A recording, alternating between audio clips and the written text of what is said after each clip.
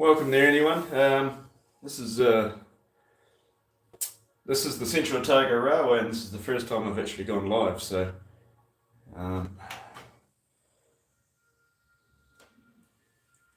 got the baseboard join runs through here, and I had to move the layout from one house to another, unfortunately, and obviously you had to cut the track between the baseboards. So I'm just rejoining up the track. I've done it over the other side. I've just got to do this side now. I've cut the track out, and I've just got to clean up where the ballast was and clean up the end of the rails, and hopefully install the new track in.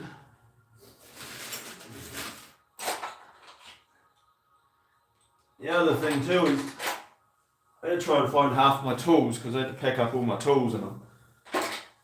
Sort of tools were all over the place.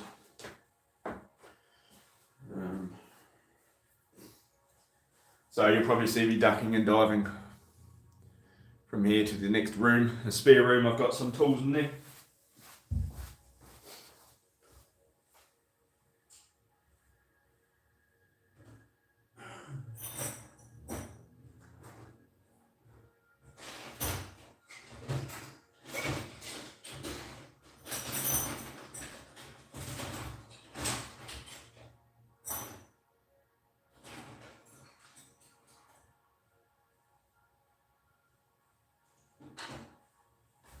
Coming back.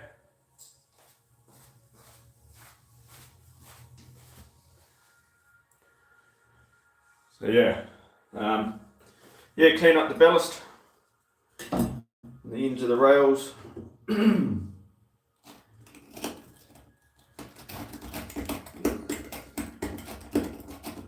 It's such a shame, but it's the way it goes sometimes, and maybe some of you guys have had to do this, or unfortunately our hobby basically, well, for the majority of us, our hobby takes up a whole room with sort of large baseboards and tables and stuff. So it's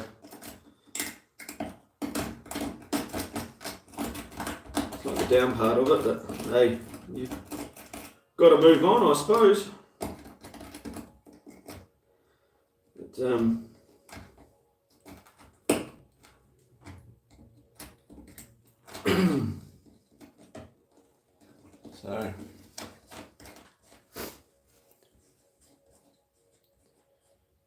we got 4 people. So this is the first time I've done live. So there's a little icon. There's got 6 people, 2 live. Oh, okay. I'm guessing that's 6 people watching, I think. Well, welcome.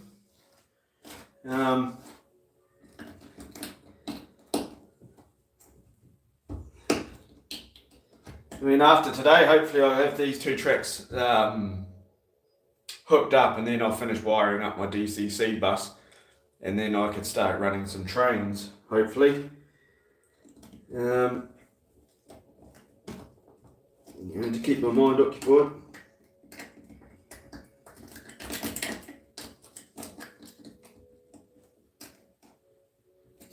The worst part is joining up track that's already been ballasted,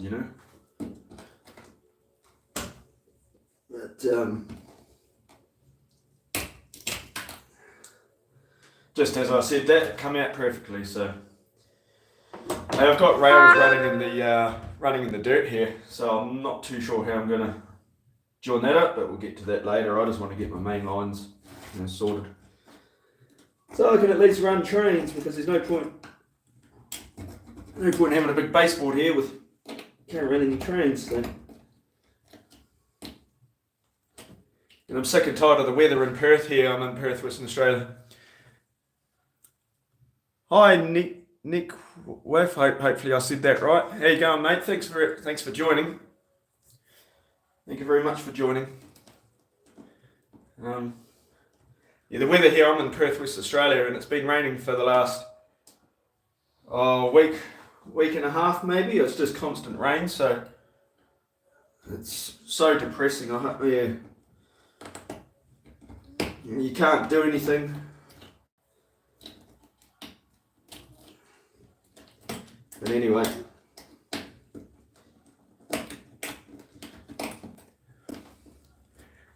What am I doing? So basically, my layout, I had to move it from into a new house. So this was a baseboard join, and I had to cut the track to move the baseboards. So what I'm doing is I'm just cleaning up where I've cut the track, and I'm going to be inserting new track in to connect the tracks up again. And I've got some offcuts of track here, so yes, I'll eventually be reinstalling the track. Unfortunately, it's on the corner, but yeah. I'm in a temporary house at the moment until I got about 6 or 7 months before I can actually get into my house. So the whole layout was moved into this house as a temporary measure. So when I put these in, I'm going to hook them up, but I'm not going to go and ballast them because I'm only going to be here for 6 or 7 months or so, and I just don't find it worth doing. So. But hey, when I get into the new house, my actual proper house, I'll be ballasting it, and it'll be all systems go from there. So I'm just cleaning up the rails, so join the track on properly.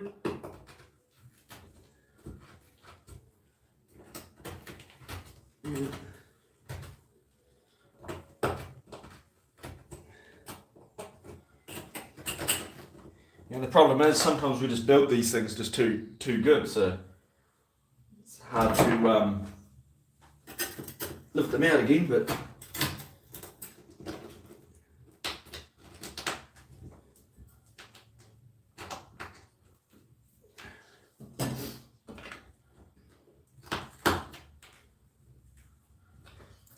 I used to have an end scale layout before this, and I've done the same with the end scale layout. I had to move that to a couple of houses, so I've actually found myself doing this more often than I'd really hoped to, so unfortunately, but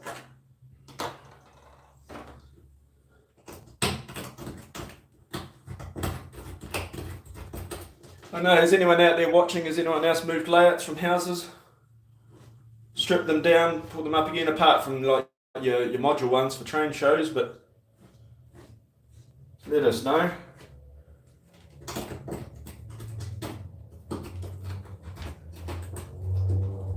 Actually, there's a train show on here in Perth today, yesterday and today, but I'm not particularly interested in going to that today. I've seen photos of it online, and there wasn't too many people there by the look of it.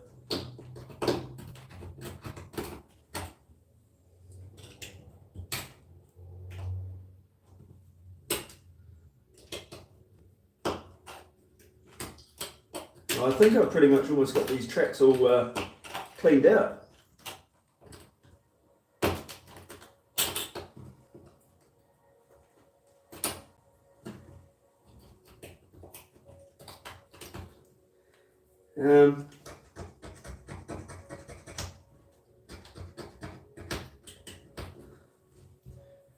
Almost ready to start laying the track in.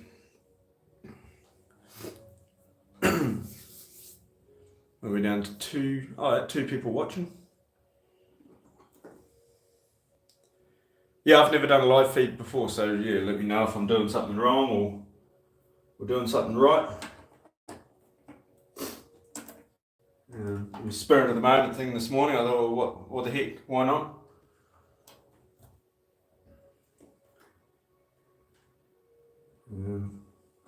This is where you're going to measure 3 times and cut. Measure 3 times and cut twice,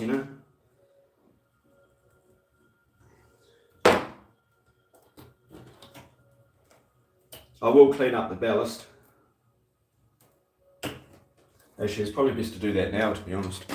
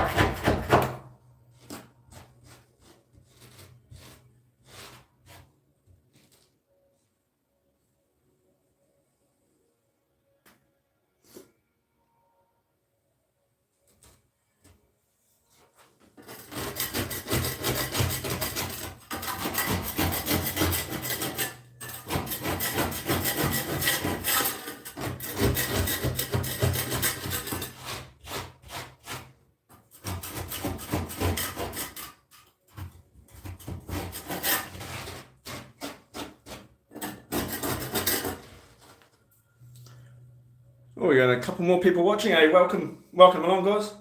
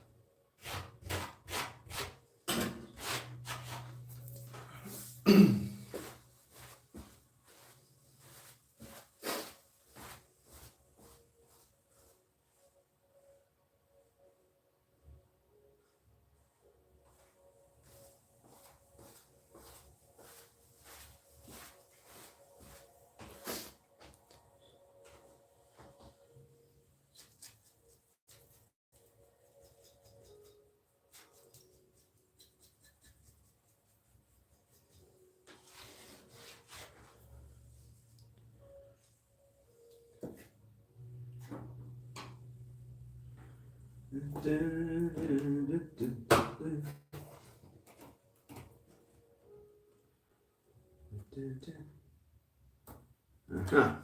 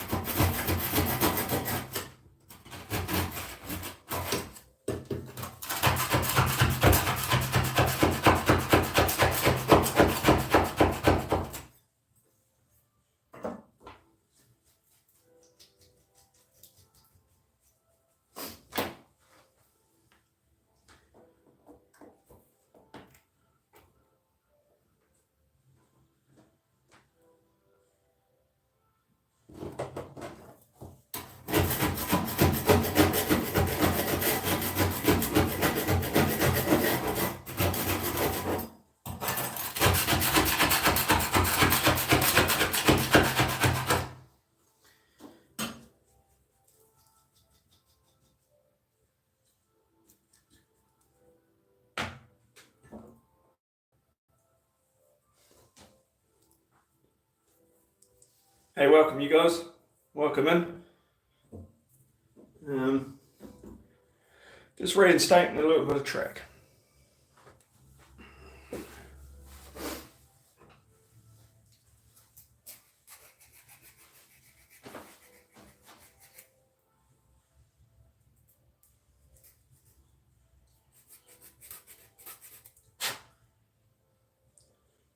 How are you all doing today, everyone?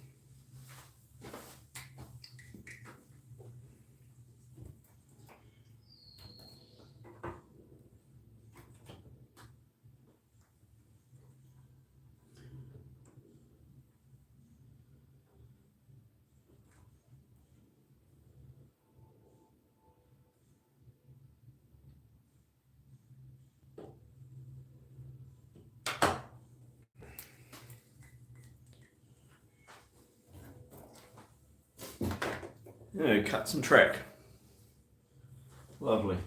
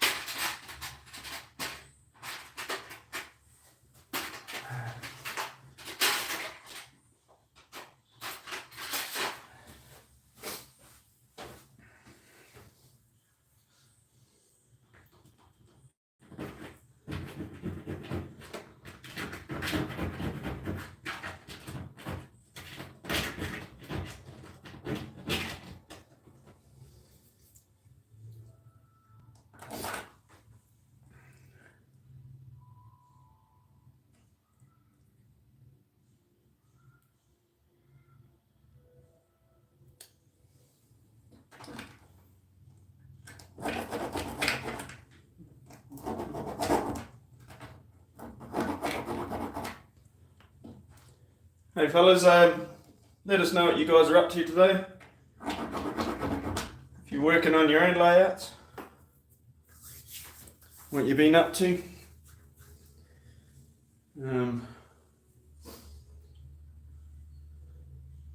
Oh dear, where's my rail joiners?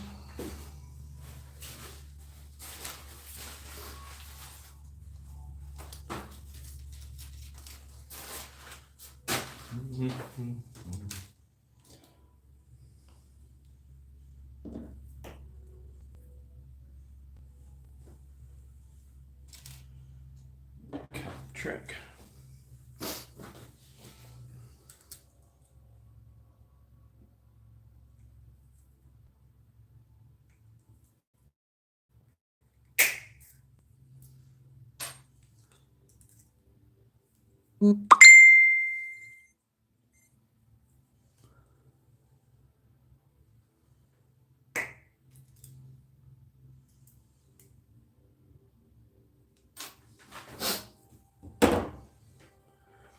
Hey, welcome into the chat.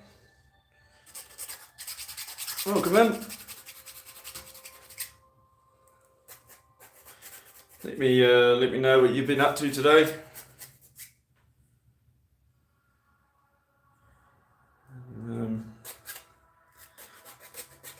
Doing a little bit of maintenance or fixing up on the layout before I start filming another video for my channel. So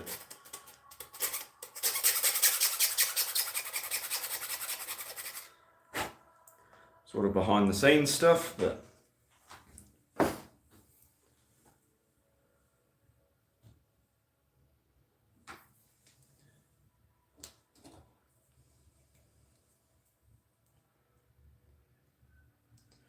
yeah, let us know what you've been up to.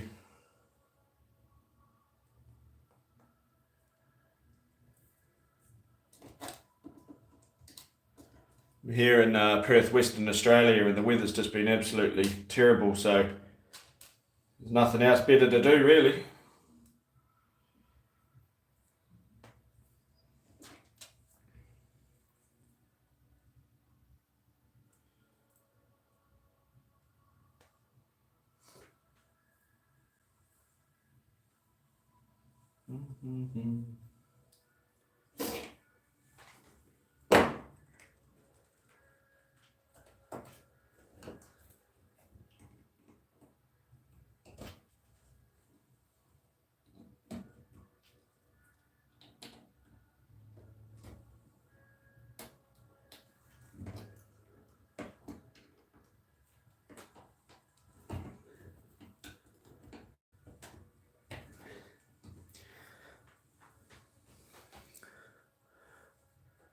unfit for purpose. Hey, welcome in, man. Hey, not much modelling at the moment. You got the blood. Oh, nasty.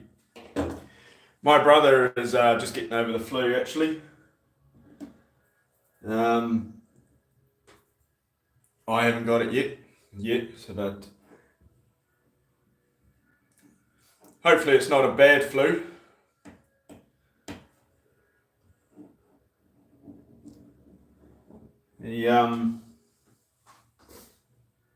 It seems to be going around at the moment.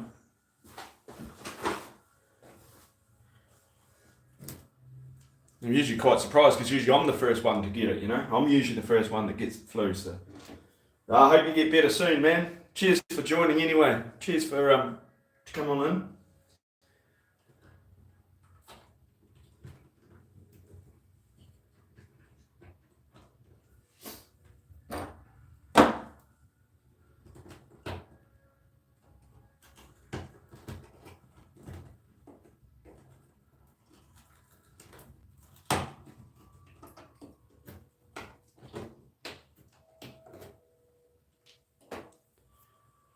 Don't quite feel like. Ah, only day 3. Man. Yeah, there's nothing worse than those colds that seem to go on for like months. And every time I get better from a cold, I'm usually coughing for like a month afterwards, you know?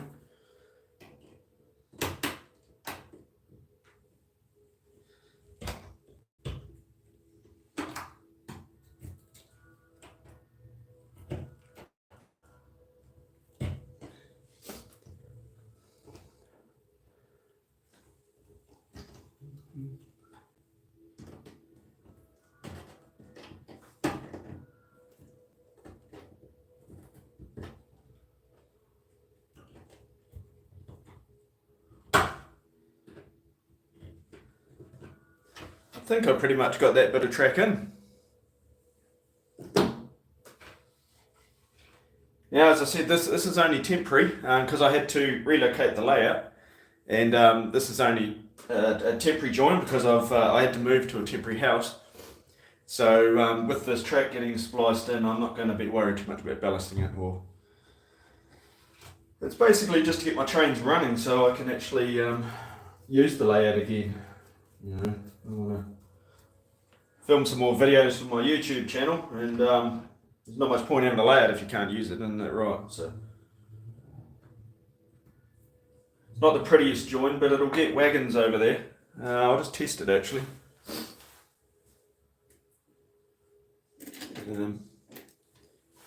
This is going to be funny testing while I'm live, so.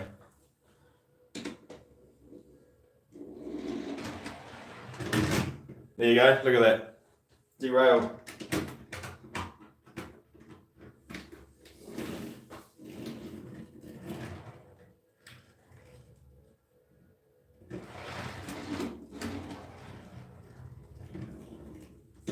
So the baseboards are bolted together, so I've got holes drilled in each baseboard. So when I put the layout back together, I've used those same holes to bolt it in, but it seems to be a little bit of a bump or a rise there, but I'm not too sure why, because all the other baseboards level except for right here. I haven't filed that down, that's why that derailed.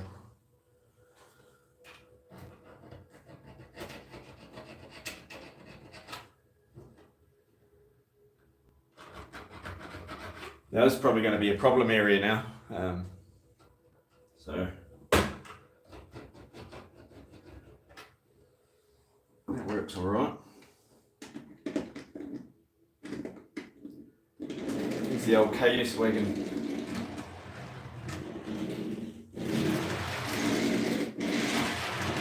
Look at that. All I needed was a little bit of filing.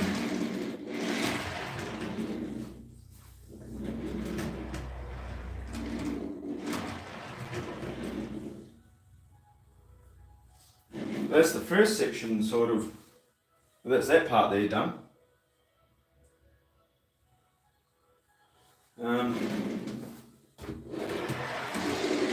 The annoying thing is when I do something like that, I've got to do it twice for this section. So, hey Brad, how you going? Hey, thanks for joining in the chat. My brother at Willow Creek Industrial Spurs just joined the chat. So, how you going? When I actually spliced the other bits of track on the other side of the layout over there, I was talking to him while I was doing that. Yeah, but Brad, I don't know if you saw it, but I ran the KS wagon over it, and it works good now. But a little bit of a hump that I'm not too sure why, but it's only temporary. Looking at it on the camera, it looks. It actually looks nice for alignment anyway. But I got that bit there done, and this little last section here, and I think that's the track. Pretty much in, almost. Let's take a sip of coffee, guys. Just wait there.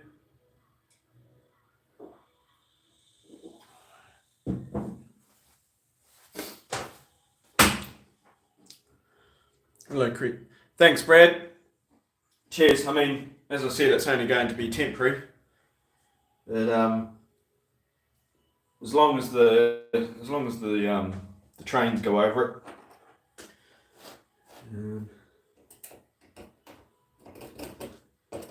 Yeah, the worst part is cleaning up the ballast.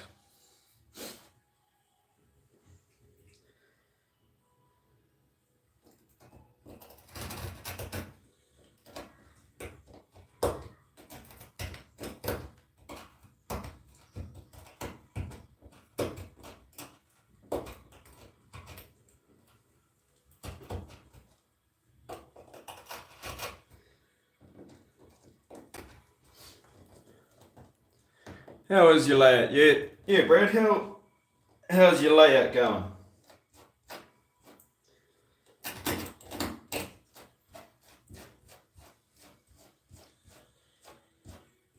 Hey, for you guys that haven't, go and check out my brother's layout. It's the Willow Creek Industrial Spirit. Look it up on the YouTube there. Go and have a look and see what he's been doing. He's done quite well on that.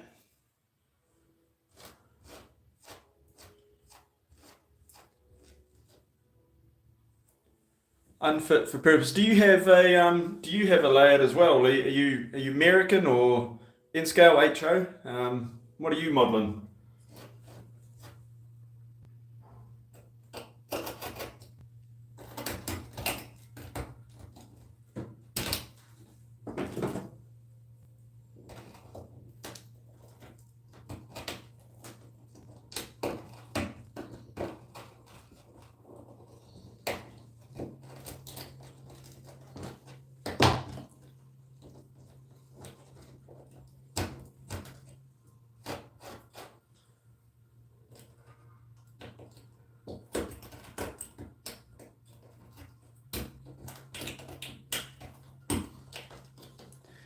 NZR S scale, but no layout anymore. So you're the same as me. NZR S scale, but no layout anymore. Oh, that's a bummer. What happened to your layout? I bought an old DA years ago from Brad. Yes. Hey, Brad, remember we were talking about that DA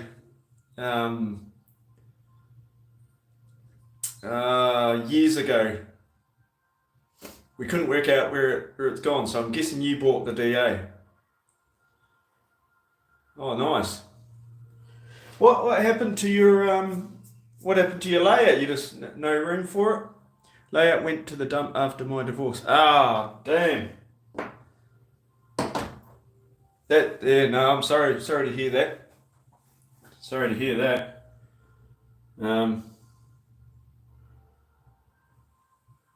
What I'm doing now is I'm setting up my layout because I've just gone through a breakup myself and I've had to move houses, so that's why I'm resetting this layout here up in my next house. So Nah, sorry to hear about that, man. There's always plenty of time to start another one later on. Yeah, Brad. So now we know the mystery of the missing DA. Oh, nice, nice. That's I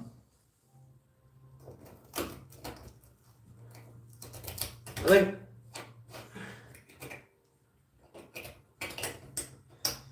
yeah. I sort of this layout because I've just gone through a breakup myself, so um, this layout's going to keep me preoccupied in bits and pieces. So um, yeah, once I get into my new proper house, and I'll put this layout up permanently then, and yeah, yeah, it sucks, but there was light. There always is, man. Always, yes, that's it. Definitely, and you don't have to hide any price tags either when you buy new stuff. So it's, no, there's always light at the end of the tunnel there, but yeah, as they say, one door closes, another one opens. Uh,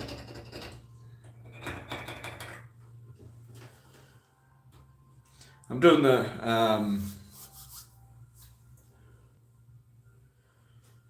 hopefully I'll get my wiring done hopefully today as well, and I've got the two DJs. I'm gonna get them running around. I've just got those DJs back from being DCC'd, so they're all DCC'd up with the chips and that now. So I sold that DA to Abram after I did a rebuild on a Q. Like, oh yeah, oh the old Q. Yeah, right.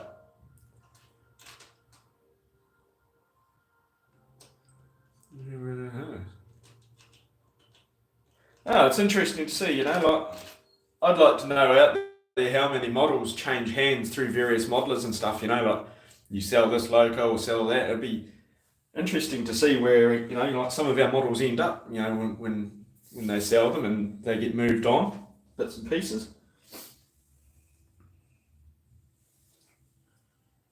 Um,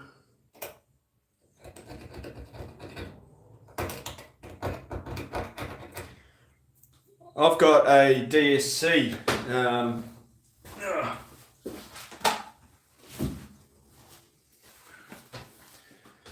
Got a DSC here. I still haven't built up yet, so I got that from VCC Models. Was going to build that up, but unfortunately, what happened. And yeah, it'll be for another day, I suppose. But I've got the two DJs. We've got two DJs and the DSC. I've also got a DSB as well, which is somewhere. Yeah. So yeah, we'll get building into that. So you were saying unfit for purpose. You don't have a layout anymore, but you still got a lot of models. So you don't run them. You take them to a club or anything. Okay, Brad. Hey, yeah, definitely. I'll definitely talk to you later on, and I'll show you what I've been doing here, Brad. Take care, and I'll see you in the next time.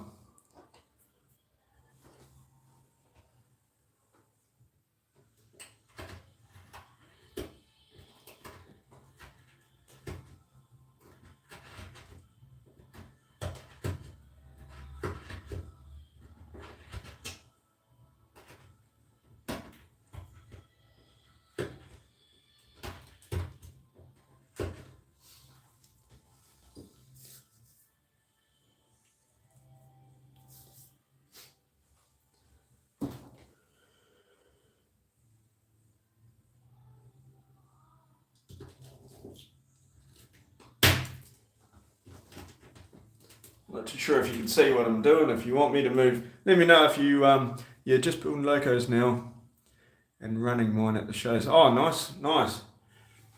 As I was saying before, we've got because I'm in Perth, Western Australia.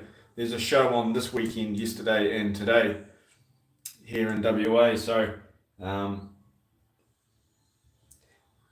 I didn't really want to go. Like, I mean, for what's just happened, I'm not really in the mood to go and buy new stuff and bits and pieces like that. So we'll go watch trains run. But next show I'll go to. But yeah, um, I'm not too sure what your situation is. Maybe you put up a shelf layout or something. Like my layout, it's basically a shelf layout. This is as wide as it is, and it's in a U shape, and it's a point-to-point layout. So, good thing about that is it's easy to move.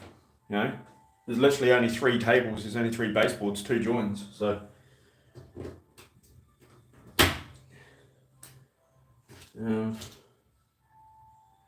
it's helping me keep my mind off things anyway. So, yeah, man, I'm fit for purpose. That's right, man. You sort of, yeah. There's a certain mood you got to get into, isn't there?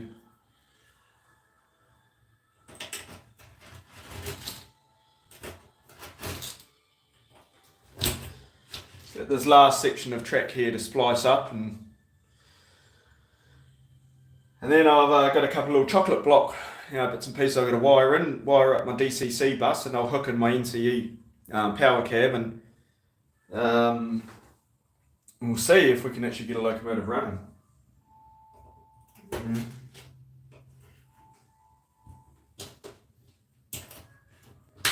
Otherwise, the layout's just an expensive ornament, really.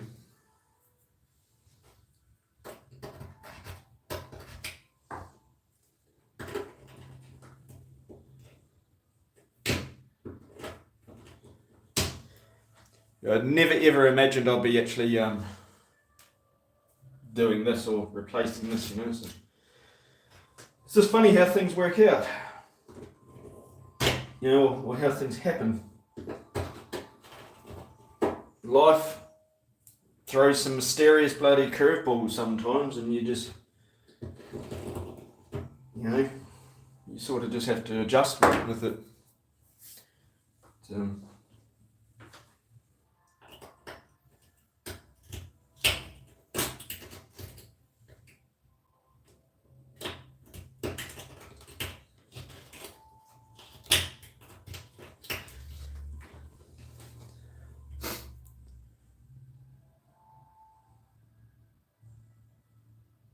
Yeah. Yeah, I hear you, man. It's the only reason I'm doing this is because my brother basically told me to get my ass into gear and just put my mind at something. So yeah, I know what you're talking about. I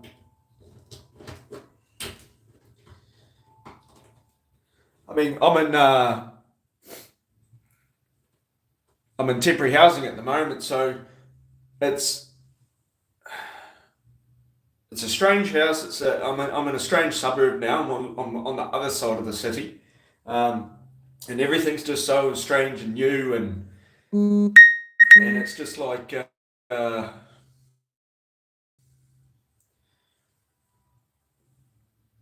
I don't know. It's hard to describe, but it's not good. I think humans just don't like being out of change too much. But the more like when this stuff happens, it just makes you stronger.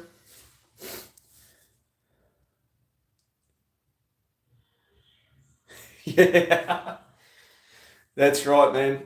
Hey, that's right. Um, yeah, that's one thing, isn't it? You don't have you don't have to make an excuse for anything to be, doing something for so long. But it's hey, I'm just starting out on my journey, so we'll see. We'll see where we go from there.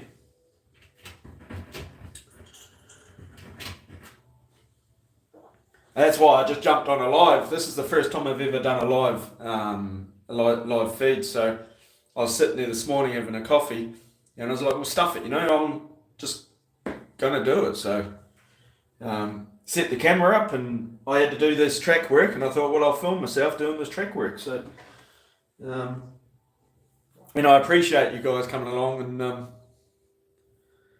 and watching me. Stefan. Hey, Stefan. Hey, it's good. Nice to know your name there, mate. Yeah.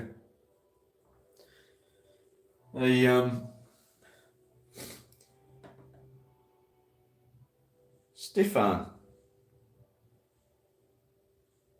I think my brother spoke about you a few times, actually, to be honest. I'm pretty sure he has. If you're around the Dunedin area, I'm not too sure, but I think my brother has spoken about. I'm pretty sure it was a Stefan. It's a small world, very small world.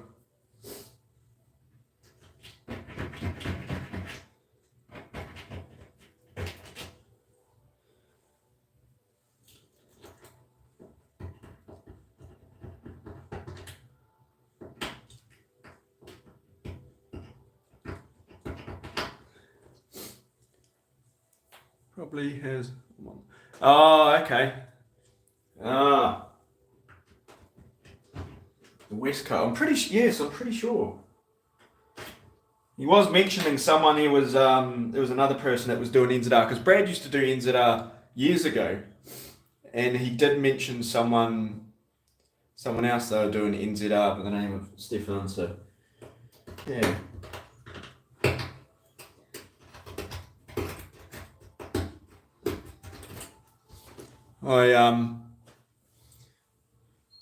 Brother and I, because we do the railways, we've always done the opposite. So when Brad was doing NZR S scale, I was doing American N scale.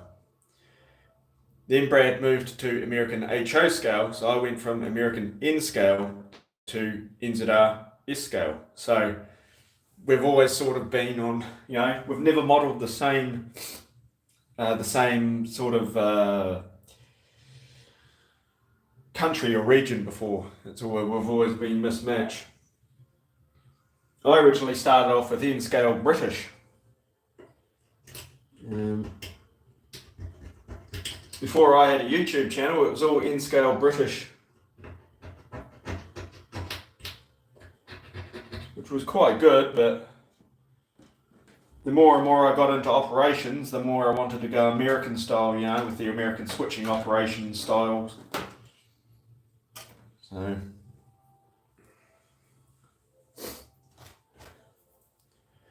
right, I'm going to clean this ballast up.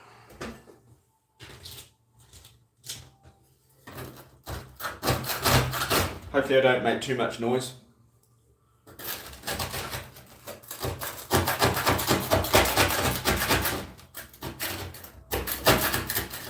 Oh, there's a track nail there. It's not going to help things.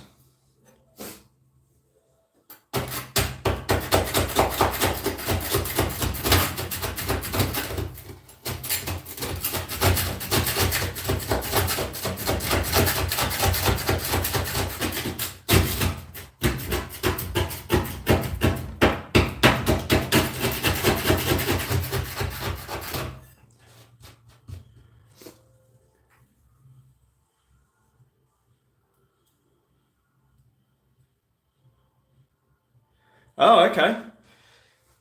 I thought about that too, Stefan. I thought about going to NZR 120 when I went from American N scale. When I was switching over to NZR 164th, I thought about going to NZR 120. Problematic getting parts, as in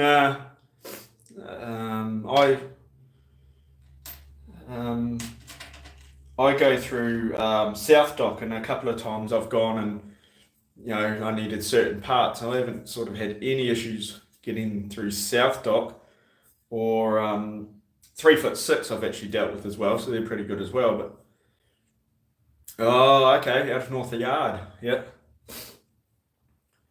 That'll be Yeah, okay.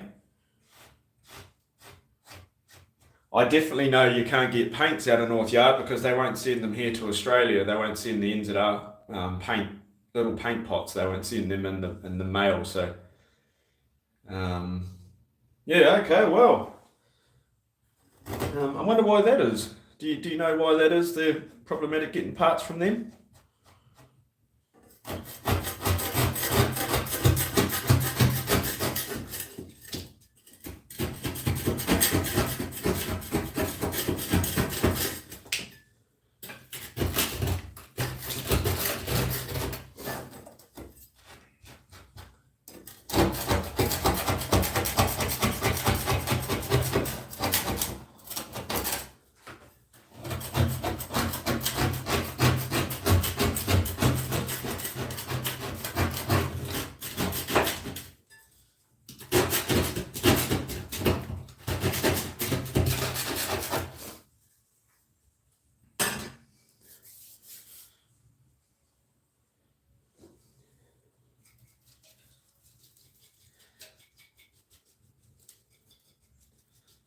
Actually, I've gone on to Trade Me a couple of times, and there's usually a fair bit of stuff on Trade Me, like NZR, the old locomotive and wagons and stuff like that. But there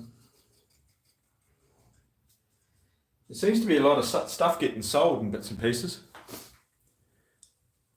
That's been run part time. No cutting is not anymore. Any one time in the last I heard, he didn't have anyone to do the castings. Oh, okay.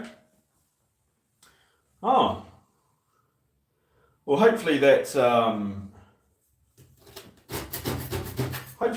temporary. I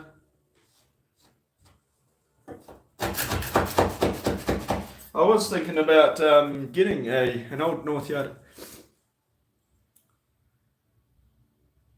1700.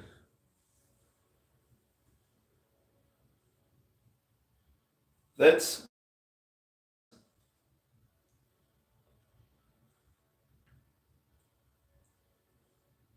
yeah. I don't know. It's very expensive. It's getting very expensive now.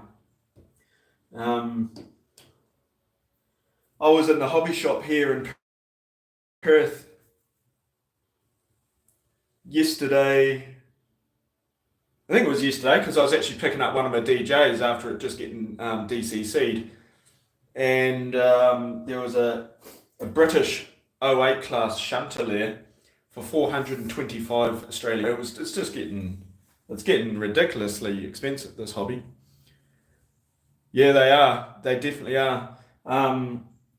We don't have Trade Me here in Australia. We've got eBay, and the same eBay prices, unreal. Even the shipping. If you were shipping something out of America now, you're paying sometimes twice than what the actual product you're buying is worth. I can't believe it.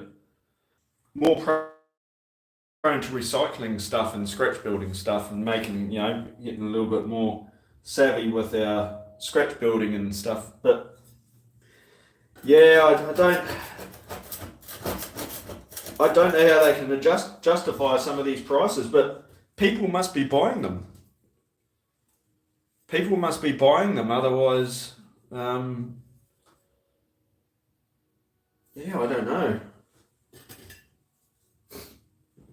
I mean, and you're spending that much on a second hand thing, and you don't actually know its history. Like especially an A class, an old steam locomotive. Um, yeah, you're sort of taking a gamble, aren't you? Really, with how it actually runs. And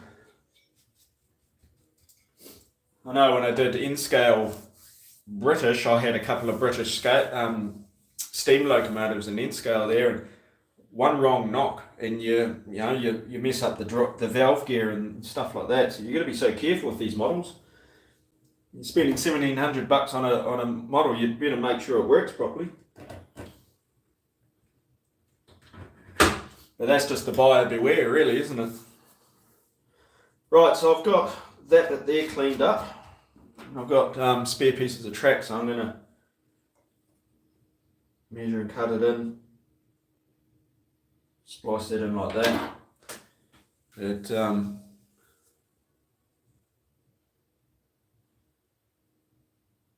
What have I got? Putting these on a corner is so hard.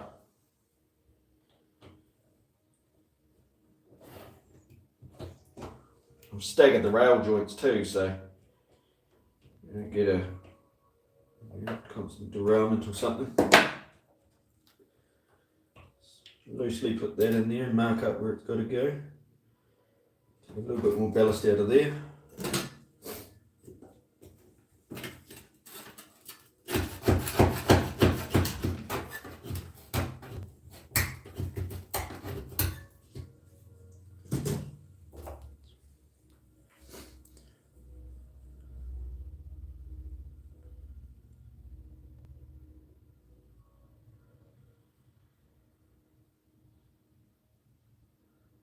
$5K.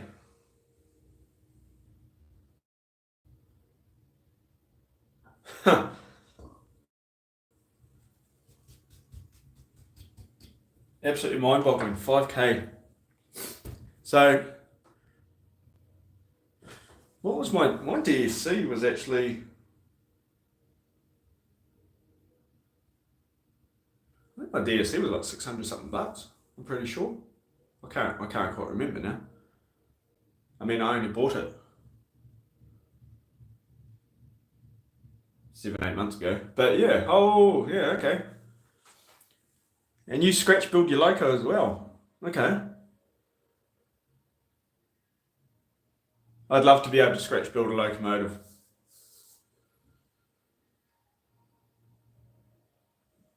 Yeah, right. It's yeah, you imagine you imagine explaining that to your to your other half if I just spent $5,000 on a model locomotive. Yeah, imagine that. That wouldn't go down too well.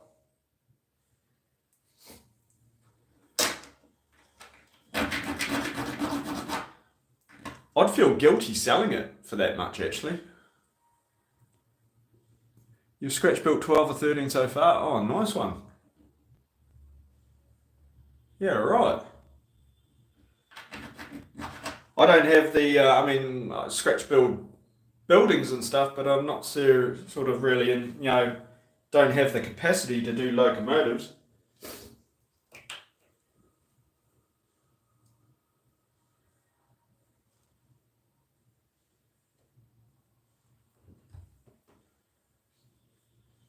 Are they diesel locomotives or steam locomotives, Stefan?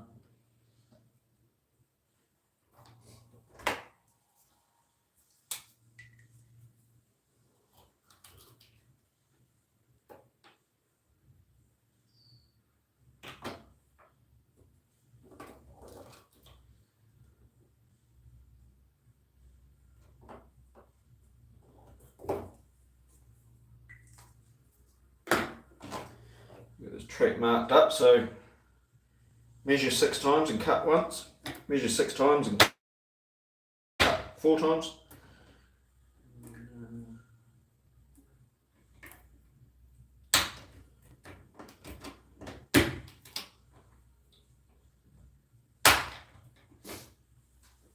Didn't know what I was doing until I made a start on a UC class in 2018. Oh, steamers. Oh, nice. Damn, that's going to take a fair bit of skill for steamers. A UC class. Nice. I've always wanted an AB. The DJ is my favourite class of locomotive, diesel wise, but the AB is my favourite in steam.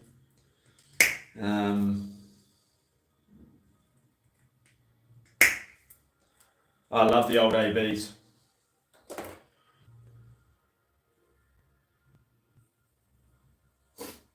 I know the Central Otago line will had a lot of ABs running up at just near the end of steam there, so and of course a lot of country branch line stations, you know, the AB was basically the star back in the day, the workhorses.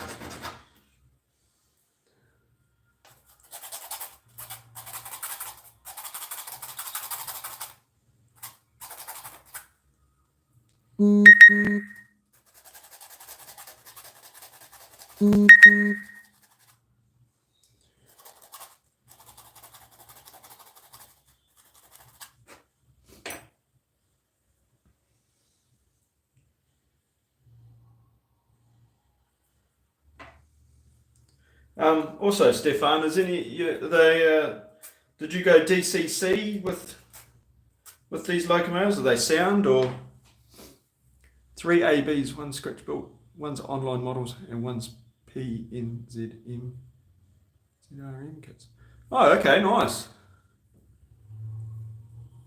I've always wondered who did the kit. Yeah, I don't know. I've tried looking online. On the internet for kits, and I've searched online models and stuff and bits and pieces like that, but I can never find them.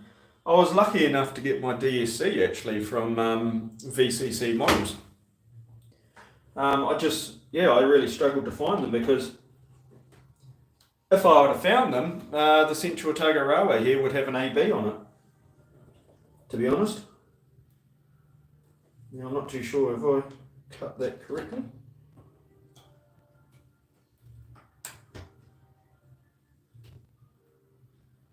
Oh dear.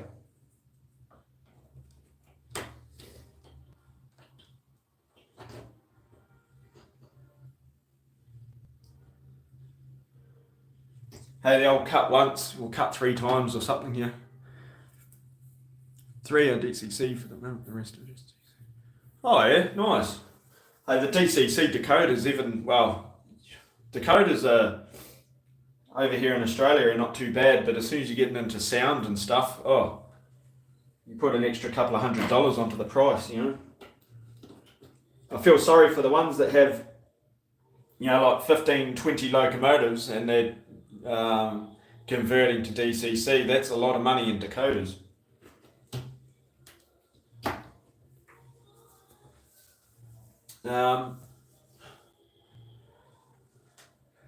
I've gone ahead and I've cut that track completely wrong, but that's how we learn.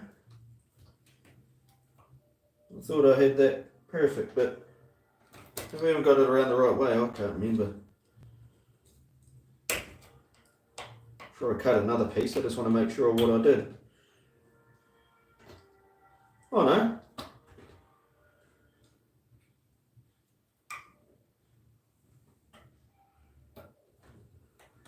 It's perfect actually. I thought I'd cut it the wrong way, but is now with Neville Connew. Well, the steam locos are. Oh, okay. Neville Connew.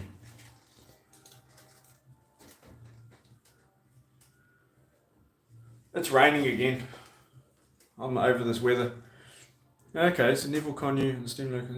I've been on his website. He does a lot of American stuff as well, like ON30 stuff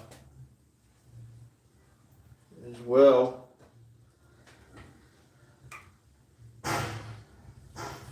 Oops.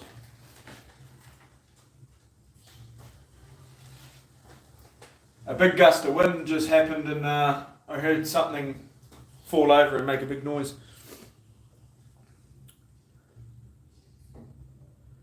Yeah, Digitrax, you're the same as me, Stefan, yeah. Yep. No, you're the same as me. I went with the Digitrax. I put Digitrax into my my 2 DJs there. I got the little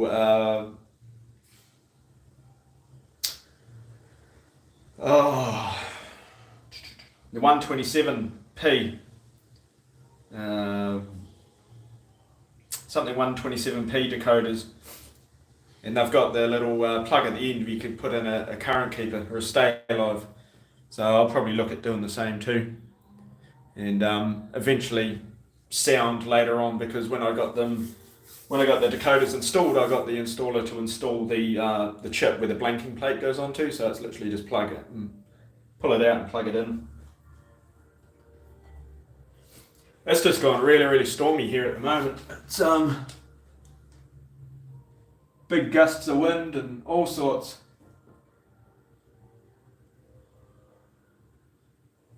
Yeah.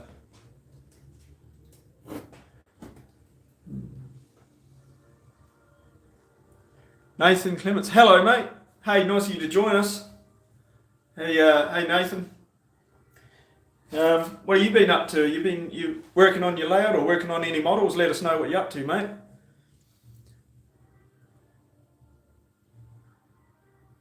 Yeah, Stefan, I reckon that's something that I would do too. That's why I got mine professionally installed, because I know enough about electrics to, like that. But when you start getting into decoders and chips and stuff, I'm not too up on that. But, apparently they're very easy to fry. So even when you install them, your static electricity on your hands, they tell you to touch something metal to ground yourself before you actually handle these chips, because the static electricity can be enough to destroy them.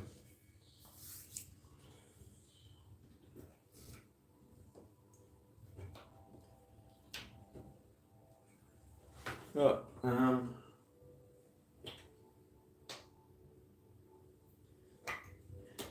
I thought I'd cut this rail to the wrong length, so I got my other piece getting ready to cut that, and I decided I'd have another go at it, and I realised I've got it perfect. I just had it around the wrong way.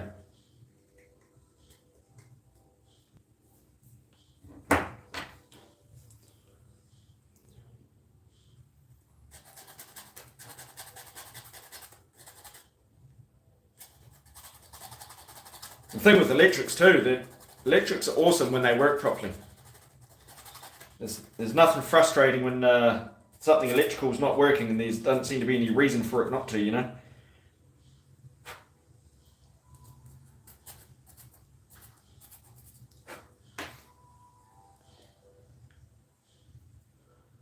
Oh yes, like the hardwiring, Stefan. Yeah, hardwire them, and bits and pieces like that. Yeah, I'm just learning about changing CVs and stuff now. It's unbelievable. Hey Nathan, currently kit bashing a few wagons into NZR like ones. Oh, nice. Kit bashing a few wagons into NZR like ones. What sort of wagons have you got there, Nathan? Are they the Australian wagons? I know there's a couple of Australian wagons that look similar to New Zealand. Yeah, right.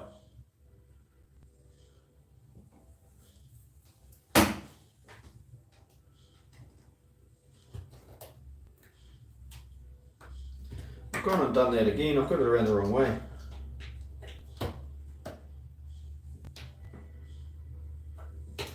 I think we might be on to a winner. Most of the European and British ones. Oh, okay. Nice.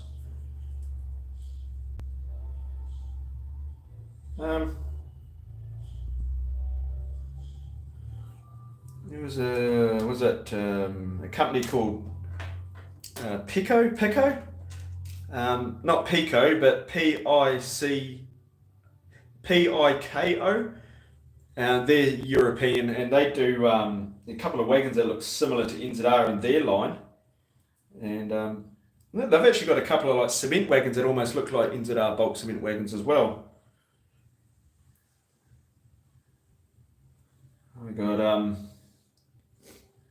I had a few European wagons I got off a mate, and he got off a late uncle of his that he gave to me to sort of pass on or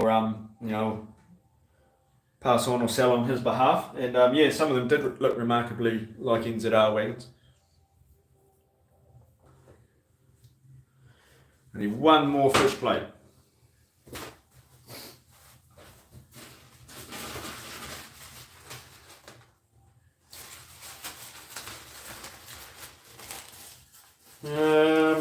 Oh dear. I got to go and open up a brand new packet just to get one fish plate. So yeah, well, it is what it is. The things we do.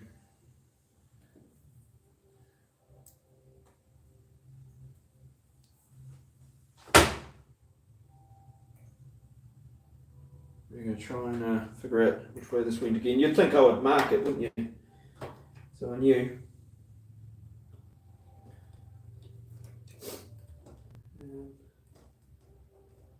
Go onto there.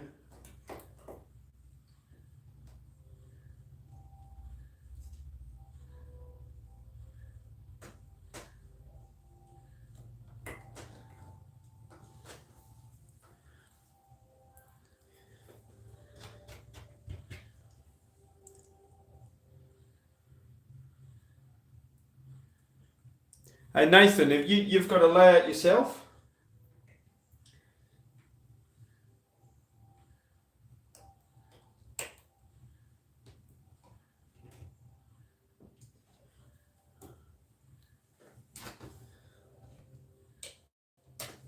If you want, go and have a look at there's an Australian company here. They do New South Wales Government Railway wagons, and then there's I think it's the West Australian Government Railway.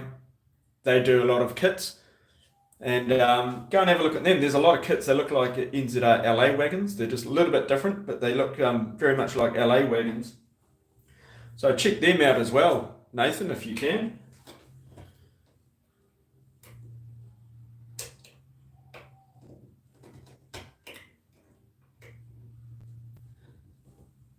There's quite a large following for Australian model railways over here, and you can go into the hobby shops and they've got kits you could just buy off the shelf. Sorry, not kits, already made up wagons you just buy off the shelf. You know, it's like us getting, if you're in New Zealand, where where you're from, you just walk into the hobby shop, you buy an LA off the shelf already made up.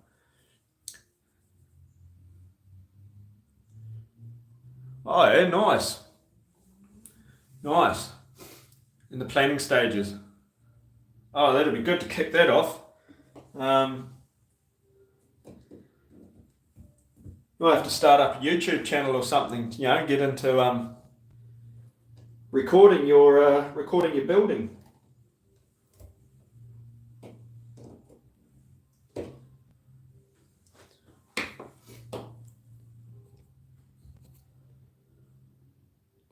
Like that.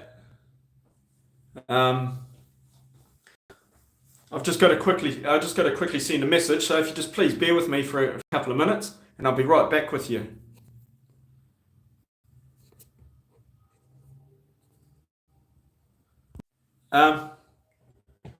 Sorry about sorry about that, guys. Hopefully you're back with me. I'm just sorry I had to just send a message.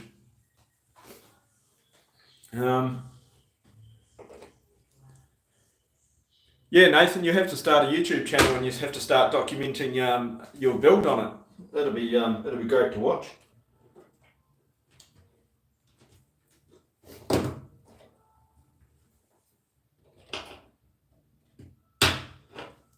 I never thought about doing YouTube until a couple of years ago. And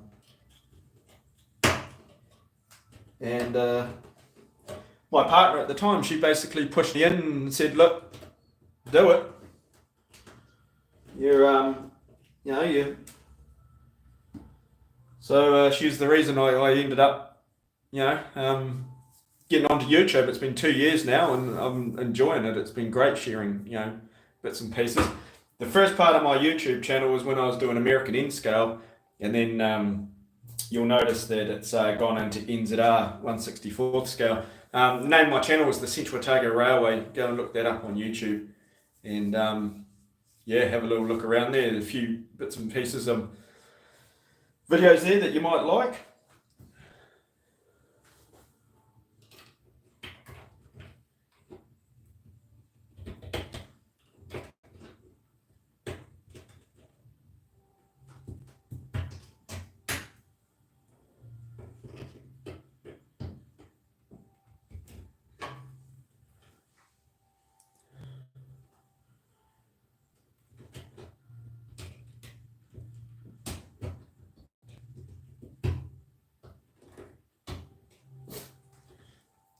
Hey Nathan, what you sort of you said you're in the planning stages. Are you any particular area that you're looking at there?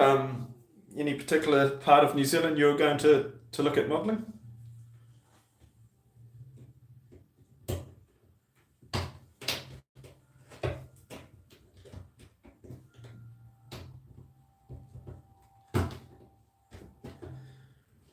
Right, perfect. I've got these two tracks here joined up. So that is all the tracks joined up. I just got to. I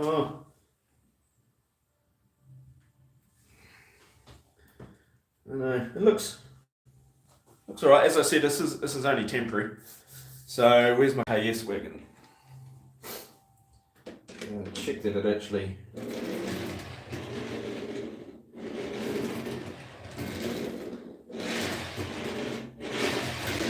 I'm happy with that.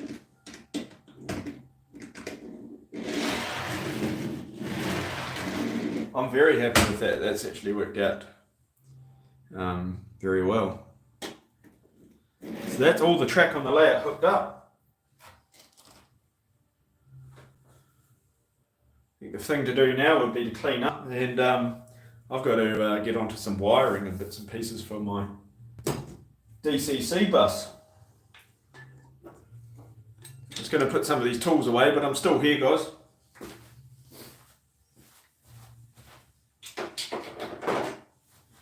One thing I've learned is that you put your tools away after you use them. It makes it easier to find, and it makes the room look not so messy.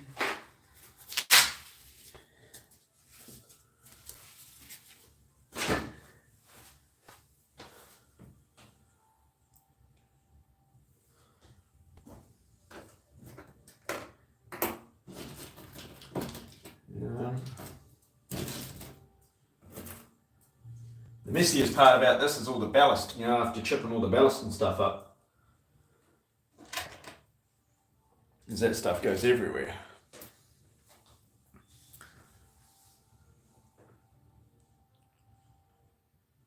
Actually, that's not a bad idea there, Stefan.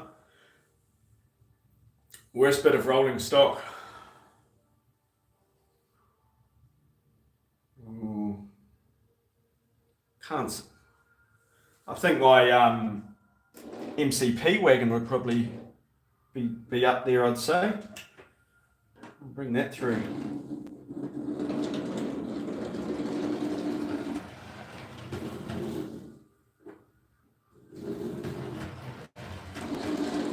Well, if that wagon works, any wagon's going to work. I had issues with that MPC, but that was due to the wheels being out of gauge, but if it was going to be any wagons, that would be that one. And well, that seems to run fine, so I'm happy with that.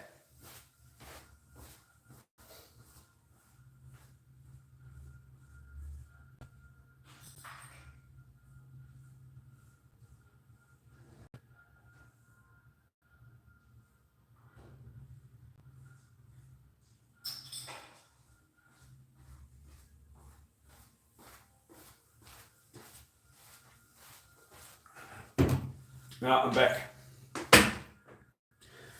Well, Stefan, we've got the. We're going to worry about that later. I'll worry about connecting that up later. That is a siding.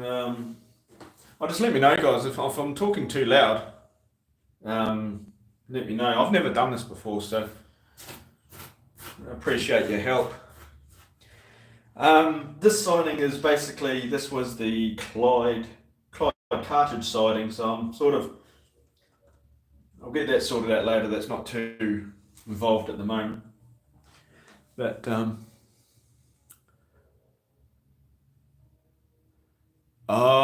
yes. Yep, the chassis aren't, yes, yep.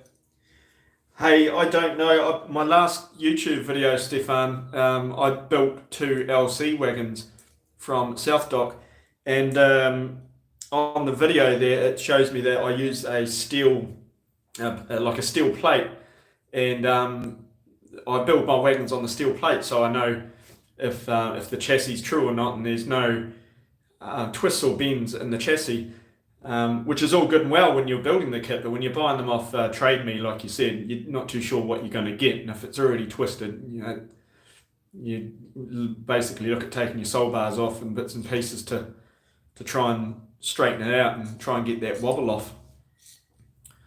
But yeah, it's sort of like the buyer beware when you're, like Trade Me or eBay or something. Oh, a sheet of glass. That'll be good. Yeah, definitely. No, me, I'd probably break the glass. Yeah, no, that's oh, okay. And the glass doesn't scratch like if you're cutting on it or something. It doesn't get any cuts or scratches. That'd be interesting. I might look into that actually. Look at just a pane of glass. That'd be good. That would be awesome.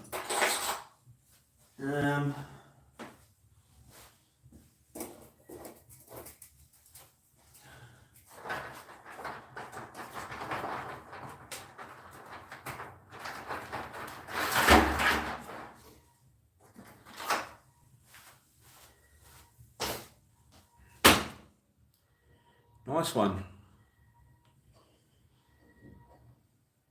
Hey guys, I'm going to use the vacuum cleaner just for like probably about 30 seconds to clean this area up. I'm hoping it's not too loud. If it is, please just put me on mute or something. Or I don't know. I don't know if I can put myself on mute here. I'll try it. Yeah, I think I hit the mute button. Just going to use the vacuum cleaner and I'll be right back.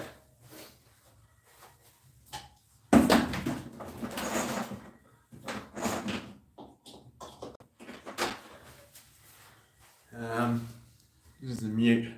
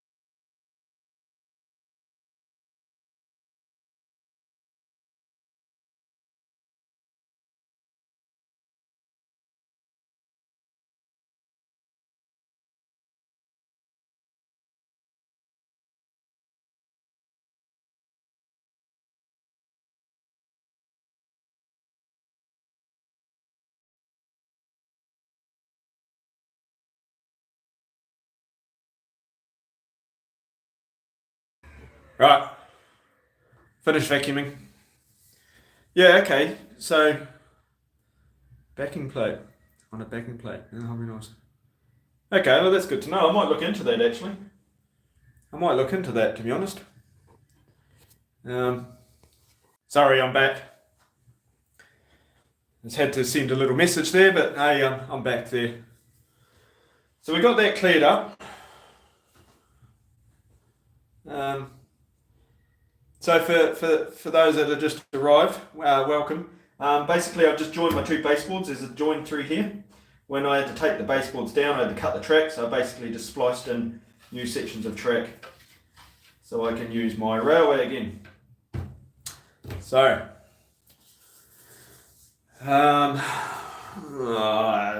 dreaded wiring.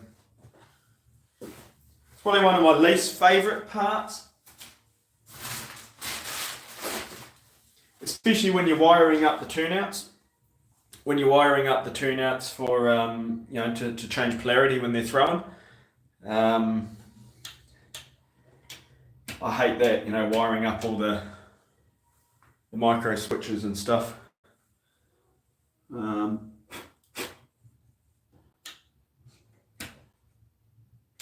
But it's got to be done.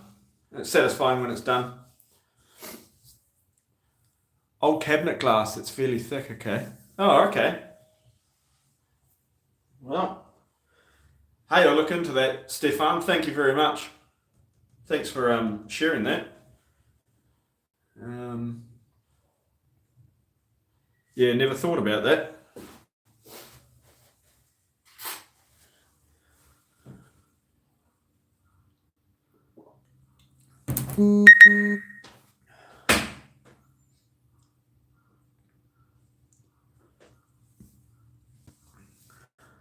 So just bear with me for 2 seconds, guys. Bear with me for 2 seconds. I've got. Um,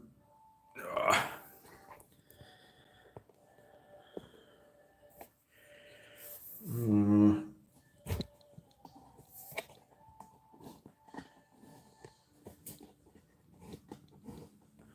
all right, we're back. Cool. You can see Stefan. You can see my DJs behind me there. These are the ones that got DCC'd. So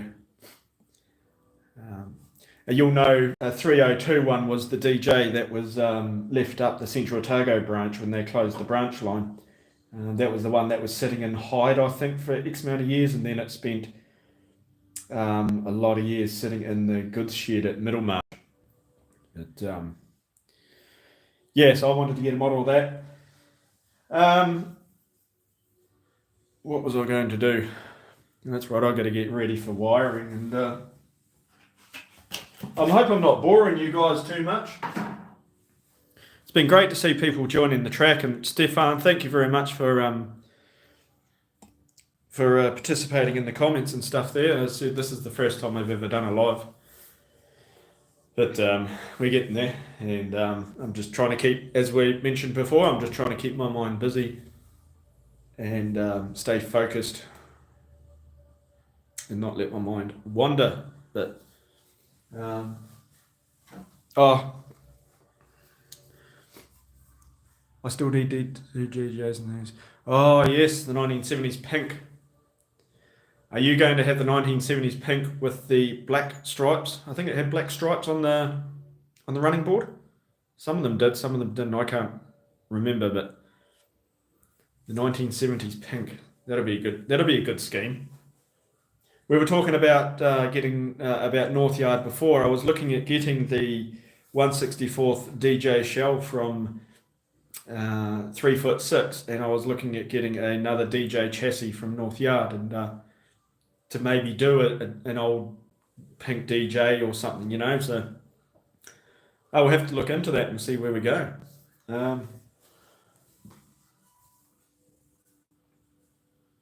It would be nice. These DJs were built by Ken Cousins back in 2010. I think 2010, 2011. And back in those days, I didn't have a layout. So these DJs sat in a box for 10, 20, 17, 18 years. These locomotives just sat in a shoebox, never been used. So I've actually got them, and they're all being fully used now. So they're doing what they're designed to do. Modelling the 60s, so just as the DJs came to grow. Oh yeah, yep. Yes, definitely. Rest in peace, Ken. Yeah, definitely. These locomotives, when I got them DCC'd, I told the guy at the hobby shop there that these locomotives were quite sentimental, and sort of the background towards them. So I told him to be extra careful, because he's never dealt with locomotives like this before. He's usually dealt with, like the American, pull the chassis off, and stuff like that. He's never dealt with these white metal kits, or even seen one of these motors before. So he was a little bit new to it. So I told him, be a little bit extra careful, because these are quite valuable to me anyway.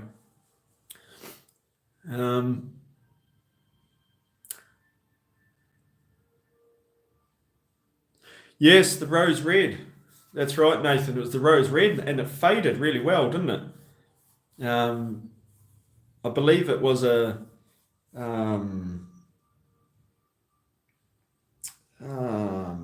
You see, the DGs, they were painted red as well, and they didn't. Must have been obviously different paints because you didn't see any pink DGs around. You saw some almost black ones, but you didn't see any pink DGs. It was just basically the DJs, and I think there was a couple of DSAs and stuff that were. I know there's one that was on the Central Otago branch. It was called the Pink Panther, and it worked on the branch when they were ripping the line up by, I think it was rail-based systems or Otago rail-based systems or something. But yeah, maybe the Japanese paint didn't fare too well in New Zealand weather, and yeah, it's definitely. I love this. I love this paint scheme. This paint scheme here reminds me of Central Otago, but I do love DJs in general. But this is my favourite paint scheme with the big white numbers. Oh, okay. Yep. Each their own shade. 1240 looked good in red before. 1240, is that part of Otago Railways? Because I remember, years ago, they have a red. It was painted up for maybe like a centennial celebration or something, and then they repainted it. Ah, okay. Oh, there you go. See, I haven't lived in New Zealand since I moved out of New Zealand in 2008. Originally from Central Otago, obviously, and I've sort of lost. I've only just started modelling the New Zealand railways in the last 6 months, so I got to catch up on the latest, on what's been happening. It's I think I did see a photo of one that was painted black. It was black and a blue. I'm pretty sure the running boards had blue on them, and the rest of the locomotive was painted black. And I think that was on one of my YouTube groups. Wasn't that long ago, but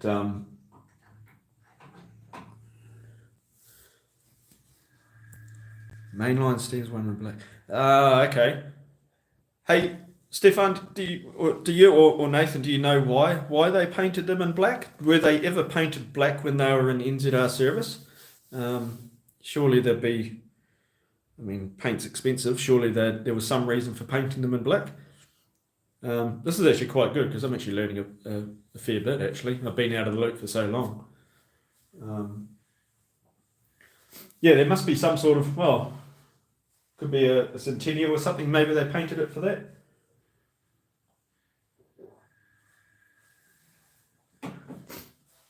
Back again.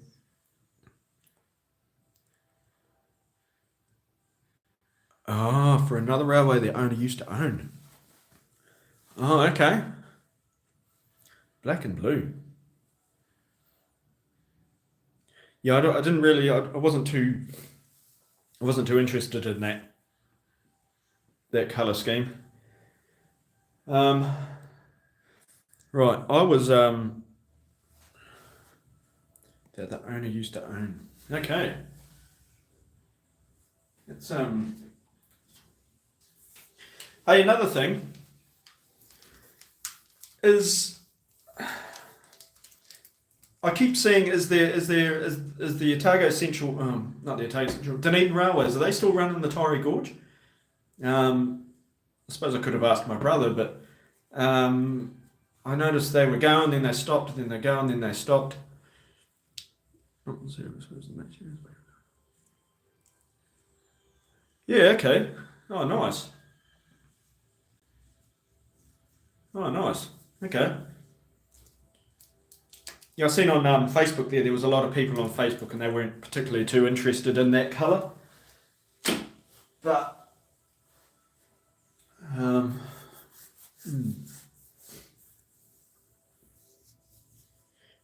yeah, let us know if they, because I think the last I heard about the Torrey Gorge, it only went to Hindon. It didn't go all the way through to Middlemarch. It went to Hindon. I don't think it went to Pukerangi. I'm not too sure. The Cairns Corinda Steam Railway. Oh, okay. Yeah, right. Hey, well, now I know. So, no, that's good. That's awesome. What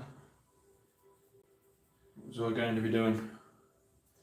That's right. I keep saying I'm going to be doing some wiring, but I keep getting distracted, but that's all right.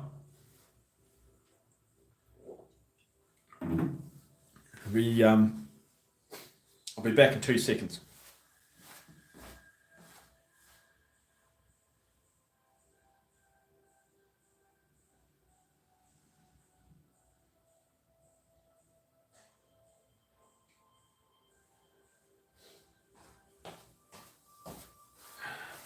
I'm still here. Still here. Just had to go and get my charger. Now I need an extension cord. Be back for 2 seconds. You might need a Vulcan for your lap. Yes, definitely. I'm not too big on passenger trains and stuff like that, but rail cars. I'm quite interested in the rail cars there, especially like the Vulcans. They did run up the Otago Central Branch for a while there. I reckon the Vulcan would look quite good sitting in Alexandra here behind me. It's actually not a bad idea. Actually not a bad idea, Stefan. But I know I can get a 3'6". I know they do the body, but what would the chassis be? I'm not too sure. What would you recommend for using the chassis for a Vulcan? Yeah, let us know. Would it be the same chassis as a British Class 101? I'm not too sure. But yeah, let us know. I'll be 2 seconds. I gotta go get another extension cord, so don't go away.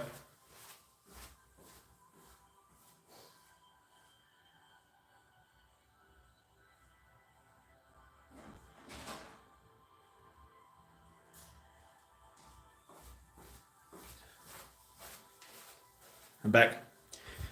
You probably need a motor bogie and a non-powered. Okay, yep. So one will be powered and the other one just basically like a dummy, pretty much.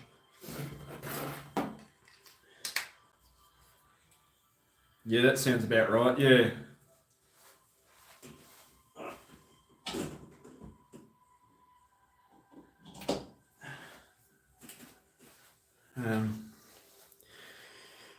There we go.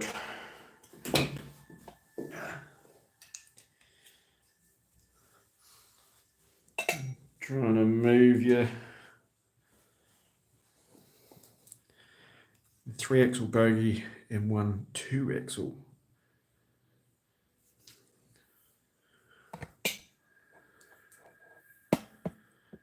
Three-axle bogie and a 2-axle. I'm just.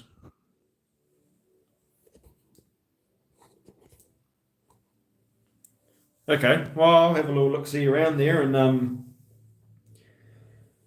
I'll have a little look-see and see what's around. Maybe, yeah, definitely in the future, we probably will see a Vulcan rail car on the layout,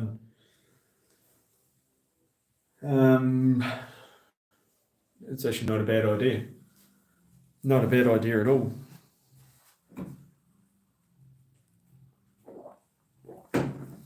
I have got to get wire strippers.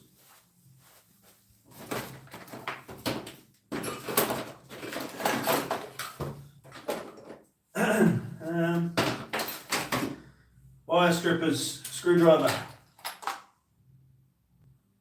Probably not that one.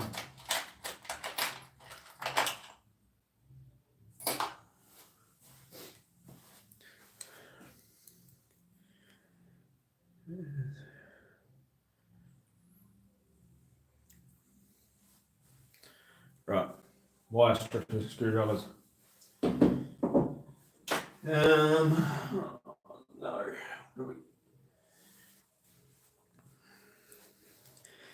Get me there. Pretty sure the power truck is 6 wheel.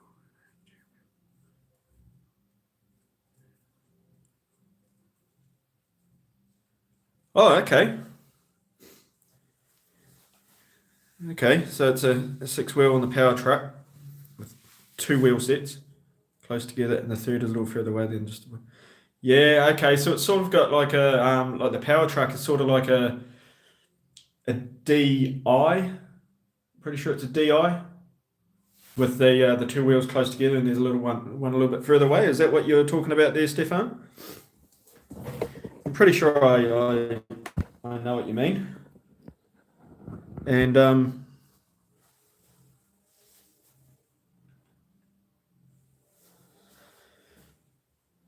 what I was going to do, I'm going to be wobbling this camera around for a little bit, so please bear with me. Because while I am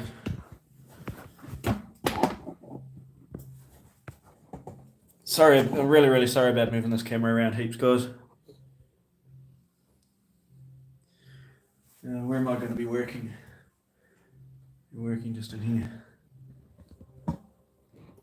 So, in fact, the Fratarashi DX buggy is close enough you could get away with it. Okay. I've seen those ones on sale over here in the hobby shops over here. So the DX bogey setup. It wouldn't be too, yeah, okay. I think those Fratarashis are actually I was in the model shop yesterday and they had a couple in there. There was one that was a DX, it was in the old New Zealand Rail blue and yellow. It was like $210, I think it was, Australian. It was could probably print up the side frames. Oh yeah. Yeah, I see he does some side frames and stuff like that. Yeah, he did. I might look into that. Lewis, he printed up my DSB 4 weeks ago. Amazing job, amazing detail. So, and it is. Oh, it's packed away with some other wagons and bits and pieces. But, it's amazing what 3D printing does nowadays. To be honest. And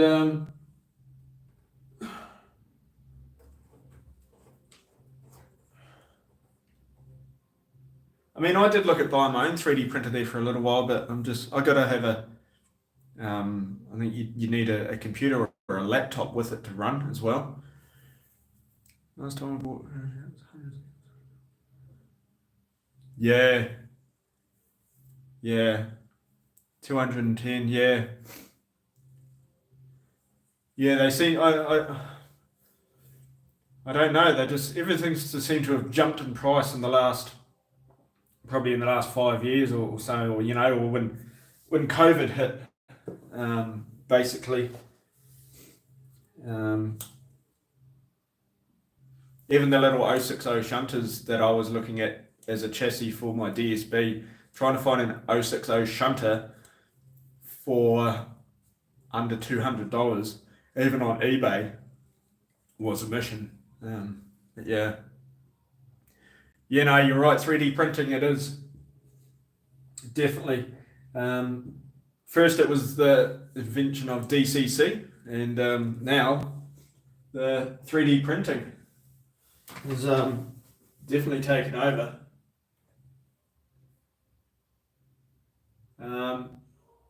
And you know what I've done?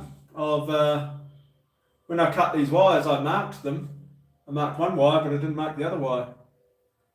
I know the yellow goes to yellow, and the red, I know the red was, because this layout used to be DC. One red is the power bus, and the other red used to go over to the cab over the other side. So this is going to be fun. Which one is the bus and which one is the power to the cab? Looks like we got some investigating to do. Alright, no, I think I might be right. Red. Yellow, yellow. Where did that red go to? Hey, I only built this layout really 5-6 months ago, and I've already forgotten already where all the wires and stuff go because I haven't labelled anything. I've everything's color coded, but when you've got 3 red wires, yeah. So Nathan, you said you were planning to build a railway. Obviously, color code your wires, but label them as well.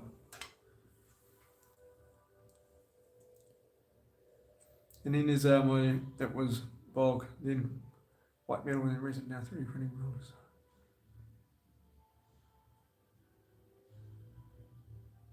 Bog XC wagon. Oh, okay.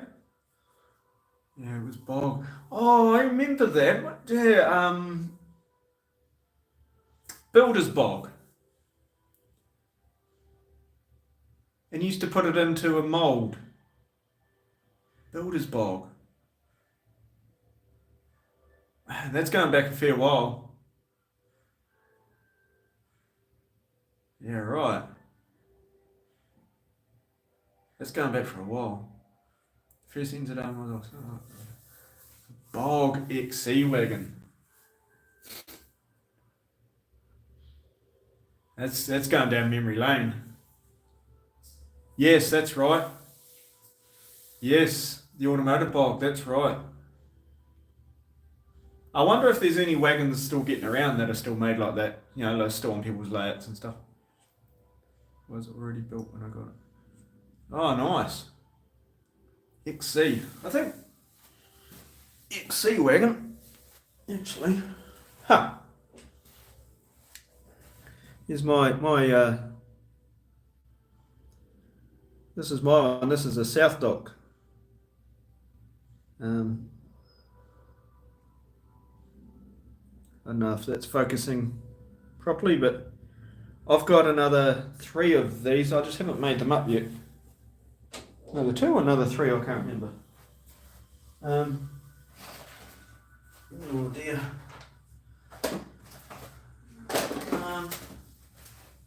Yeah, I got another 2. Another 2 I haven't made up yet. So I'll eventually get around to those. Eventually. And I've got some more KSs and KPs, and I've got another LA, and I've got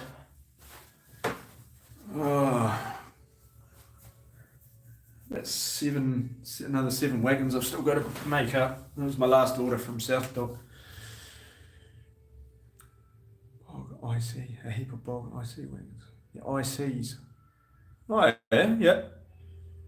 I have one of those in bog. IC. Oh, LC. Okay, yeah.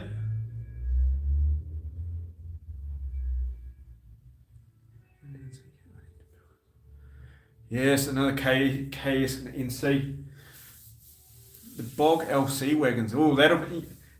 Was that quite brittle? You know, with that being an open top wagon, Stefan, that would have been quite brittle. The top. And yeah, Nathan, I've got another KS. What did you say? It was a KS. Yeah, I've still got another KS, another KP, another LA. I've got those 2 XCs I need to build up, and I've got there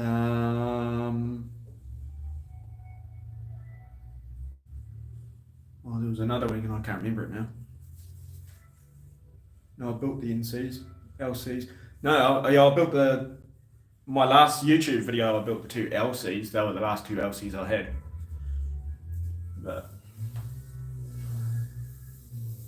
best wooden side with the coal loads. So it's strong. Oh, nice. Nice.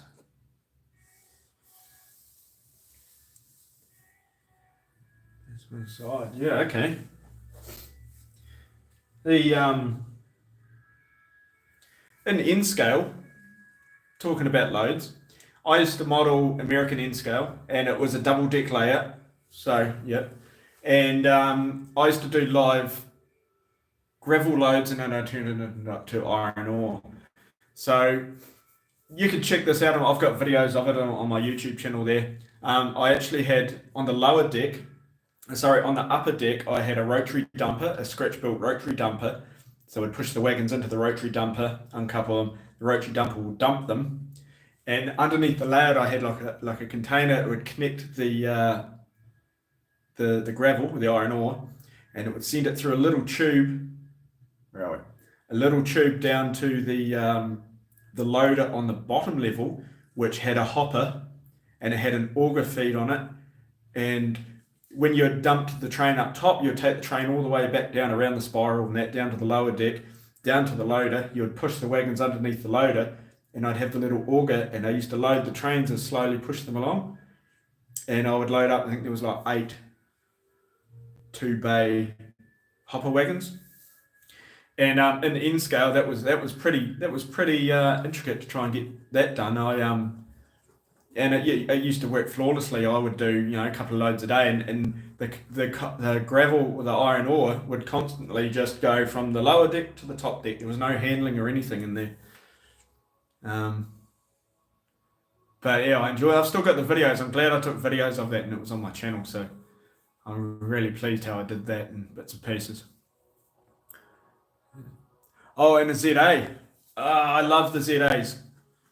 I've got 2 of them on the layout. 2 of them on the layout. I love the ZAs. ZPs are okay, but I've always had a little, ZA is a little bit interesting. NS Modeler has it. Yes, he did. Hey, I was watching his video the other day. He just did, I think his latest video, he was doing coal loads. And yeah, he does the same thing. And I got a sort of bit of an idea from watching him that yeah, I missed that. That was quite interesting. That was quite interesting to build. There was no plans or anything. So and for my auger down on the loader, it was a Walther's diamond coal kit or something. It was an actual coal mine kit that I'd converted into iron ore. And the auger in the bottom of the hopper was an old spring out of a big pen, and it was connected to a small motor. And used to flick a switch, and the auger would move, and it would push the gravel along like a tube, a bit of styrene tube, and then down a chute and into the wagon there. I'm very proud I actually did that. To be honest, that was a challenge, and I managed to do it, and I was very proud of that. Yeah. Make sure that I don't mess this up. I need a rubbish bin because I'm going to make a mess.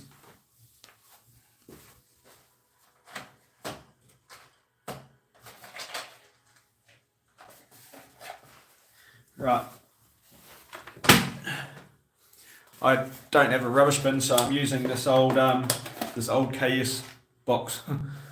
Which, for some reason, I've kept all the boxes. I don't know why, because once you build the wagon up, you can't put it in the box when it's done. But I'm going to look at getting rid of some of these boxes.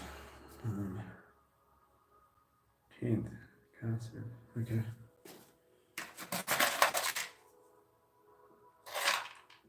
Don't need that or that. Another channel I watch is RC Grabbag. He's building a monster layer. RC Grabbag.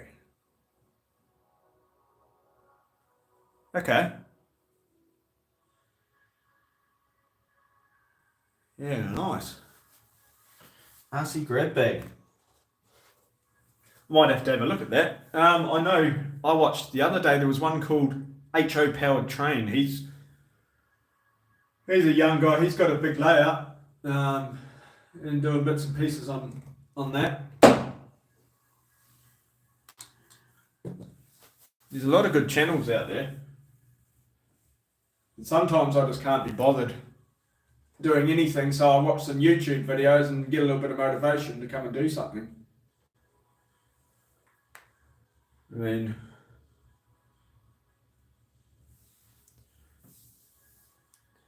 yeah, I'll definitely check out that RC Grabbag.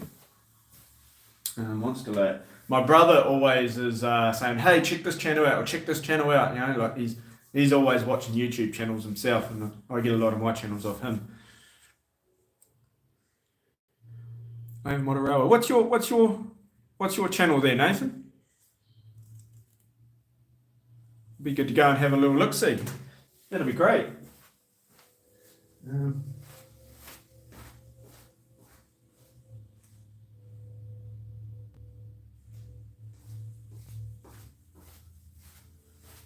I'm back. Sorry guys, I just had to go and get my box of electrical connectors. And now that I've sat down, I have to get up again to get my screwdriver.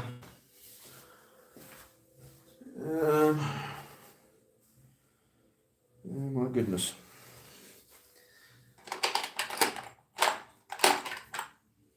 Screwdriver. I had it in my hand about 3 seconds ago. Where is it? There it is.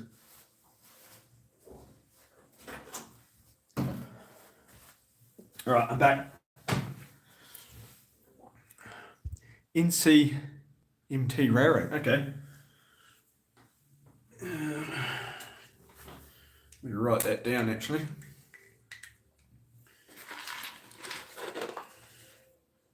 NCMT Railroad.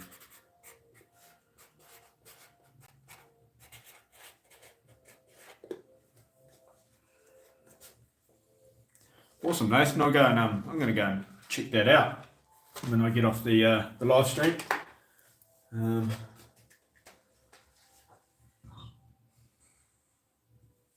It's still raining. I can't believe this weather. Okay, so what was I? That's right. Red. 3 reds. We get a 3 block. Hopefully if I wire this up properly, I shouldn't get any big blue sparks. Chocolate block. It's absolutely hammering down with rain again. It's been raining for like a week straight.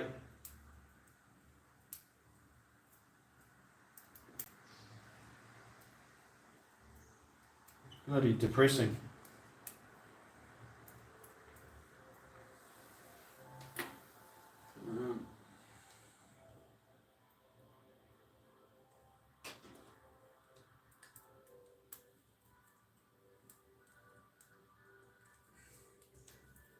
I hate wiring under the layout. You constantly, your arms are up.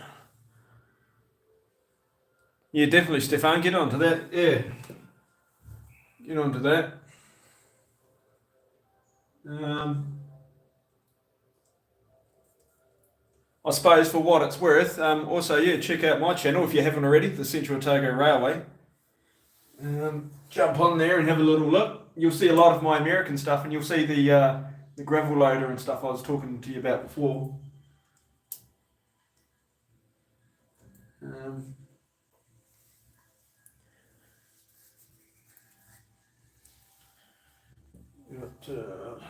That wire. Oh dear.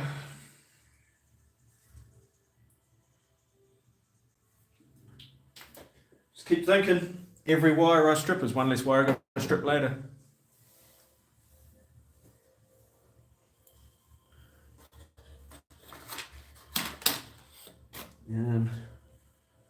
It must be this red wire.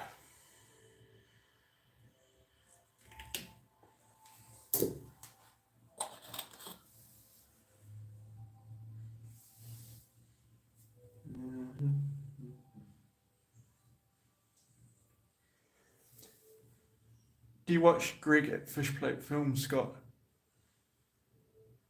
Greg at Fishplate Films. My brother has actually mentioned that. I may have done Fishplate Films. Greg. I'm not too sure. I'll definitely check it out. I probably have. I just can't remember, to be honest with you. Greg at Fishplate Films. Yeah, I'll jump on and I'll have a little look there. But off the top of my head, I can't remember.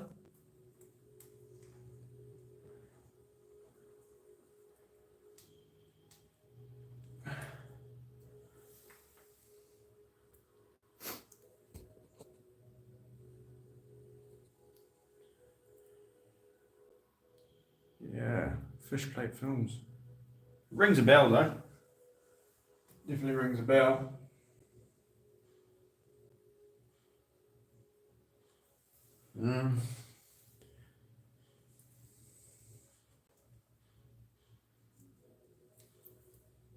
Yeah, I watch a lot of Charlie at Chadwick Railway. He does the.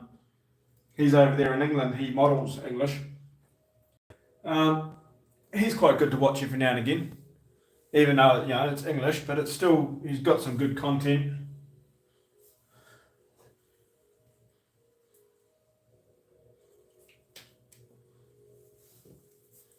My brother watches him a bit as well.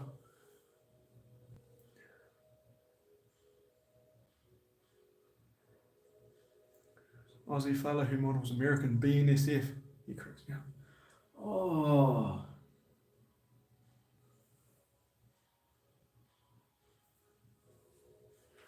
Quite possibly. Quite possibly.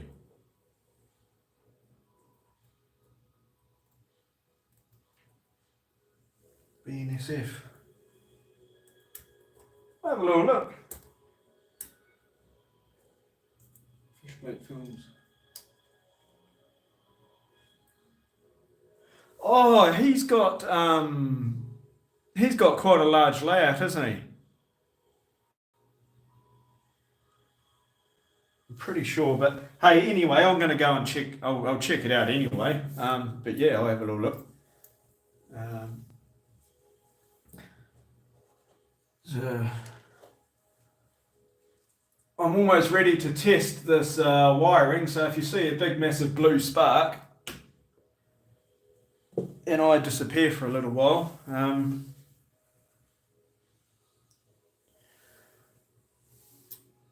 yeah, you'll know what's happened. And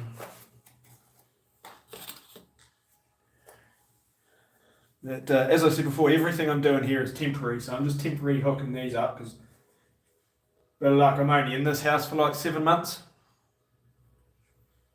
and get into my own house and I can do more proper permanent connections.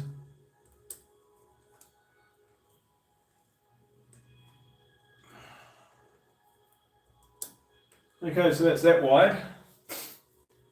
I think these two wires, or these wires, go to my NCE controller. See, why didn't I label these?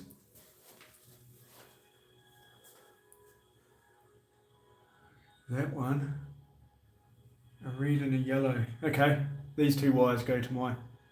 Where does that wire go?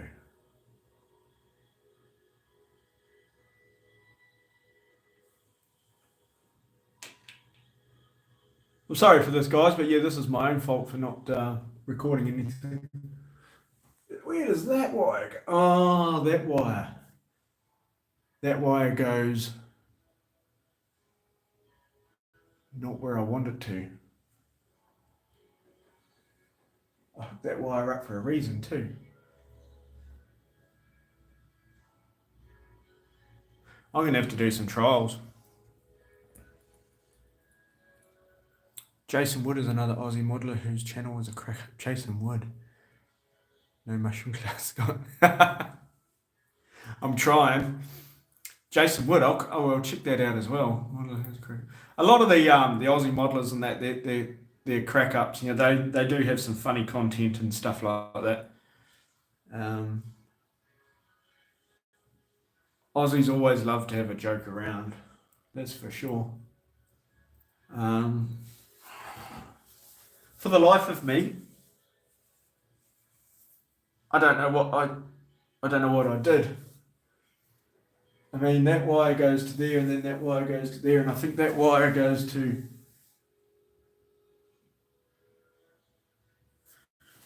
Oops. Why is that not going to there? That. I need that. Ah, dear.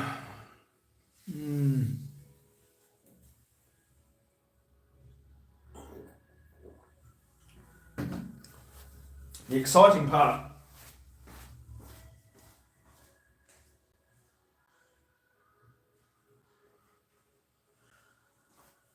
Okay.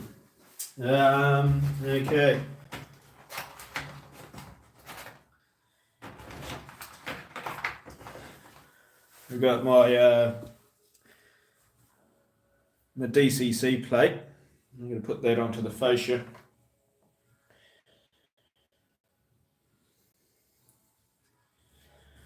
I can't remember for the life of me. Sorry, this is a bit muddled up, guys, because I've literally just uprooted my whole life and moved into a completely different house in the last 4 days, and everything's packed up. So I'm trying to still find stuff. So, oh, yeah, trying to find half my tools is half the problem. This is the first time me starting to do any model work since I've moved into this house, and I'm sharing it with you guys. So I appreciate that. Appreciate you guys for hanging around, eh? It's definitely making my day a little bit more cheerier considering the circumstances I've been in. But oh yes, the escarpment. Yes, and it's looks like his layout or the face and everything is all black, and it's massive layout. Yes, I do know that. Well, I don't know him, but yeah, I know. Yeah, I've seen it. The escarpment. Yeah. Um, that's right. Screws. I was looking for screws. I'll be back in a minute.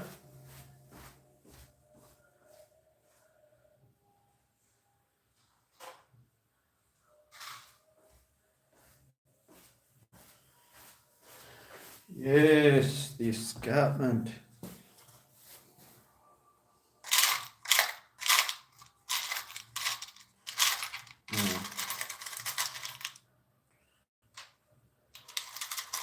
Sort of feel a little bit like the mad scientist at the moment. Now I've got a whole box full of screws, but do you think any two screws are the same? No. That one and that one. They will do.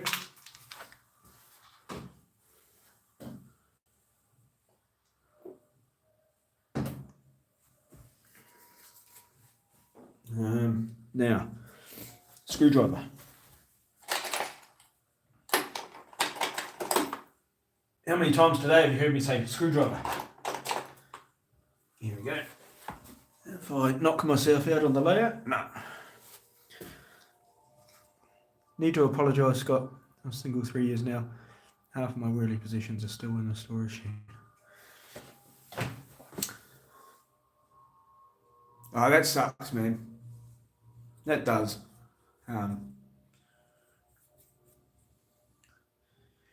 Yeah, the old saying, when life gives you lemons, you make lemonade. But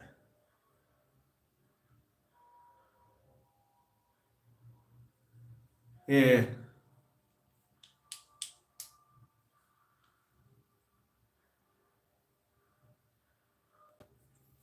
I don't know.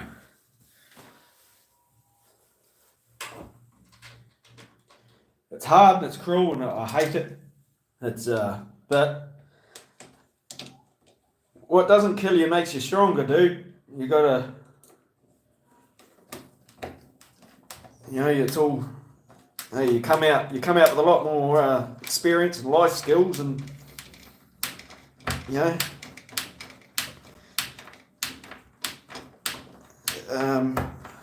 just sort of the way I'm looking at it. You know, this is twice.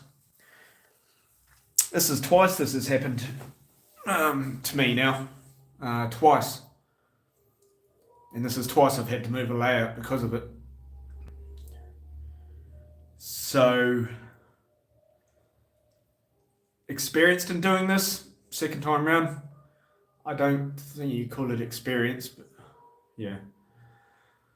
You got a new boat out of it though. Hey. At least you got something out of it, dude. and you need to get a layout up and running. Even I'm not too sure if you got IKEA in New Zealand. Probably do because they're like worldwide. But IKEA, grab a shelf, couple of bits of track, couple of turnouts, run it backwards and forwards. It's something, you know. Yeah, definitely, man. I love scenery and building scenery and roads and stuff like that. So I get an itch. I can't stop. I have to. You know, build something. But you got a boat out of it. That's pretty good though.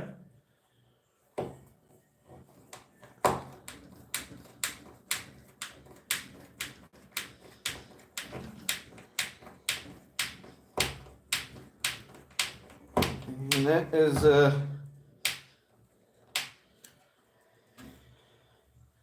okay, so I've temporarily got that on. Put the tools back, Scott, otherwise you'll lose them.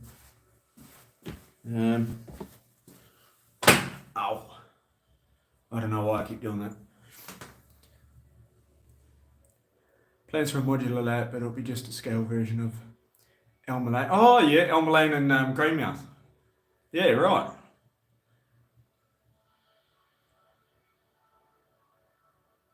Yeah, right.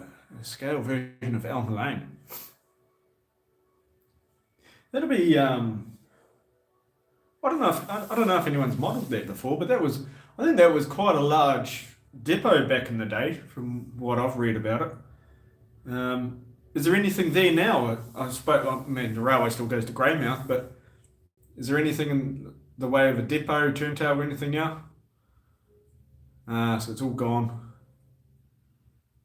Be like Dunedin, and everything gets turned into car parks, pretty much.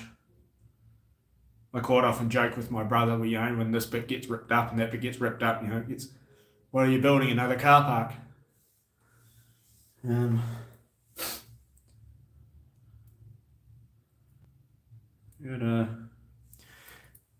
Just the turntable. Okay, right. Hey, you imagine if you were back in those days and you asked some of those guys that worked at the depot, would you believe in another 60-something years there'll be nothing here apart from the turntable? They'll tell you you're an idiot, you know? They would not believe what it's like today.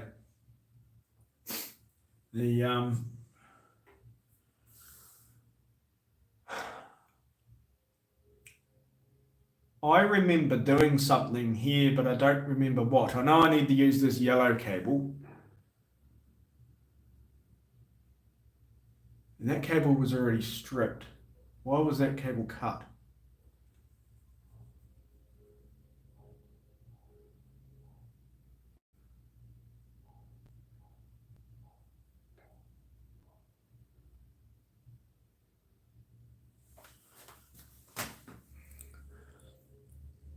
They put road barriers around the turntable, so now there's no public access to the site at all. Oh, okay.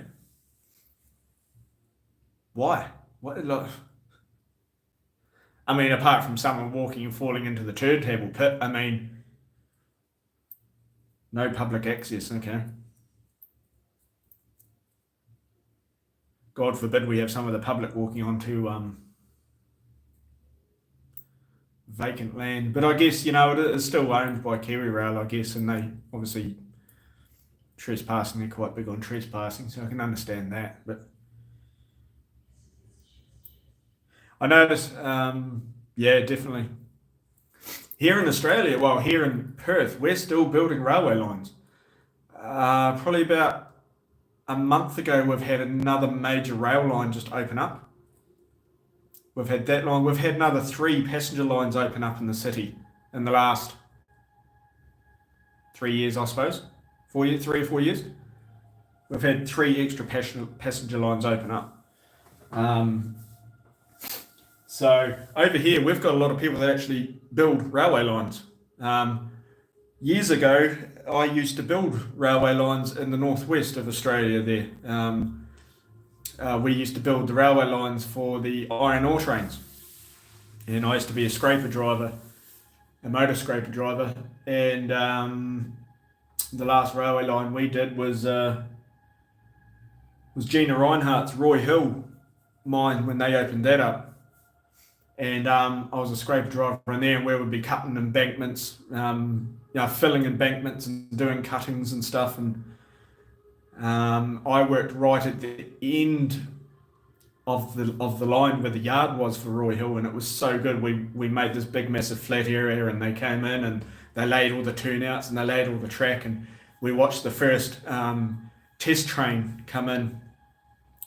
They did a test train, and we watched the first locomotive come all the way from Port Hedland to Roy Hill, and the ballast trains and the tampers and stuff like that after we had made the formation and they had laid the rails on it. That was interesting. Yeah, you'll never see that in New Zealand anymore, I wouldn't imagine. They're building the city rail link. Oh, okay. Yeah, right.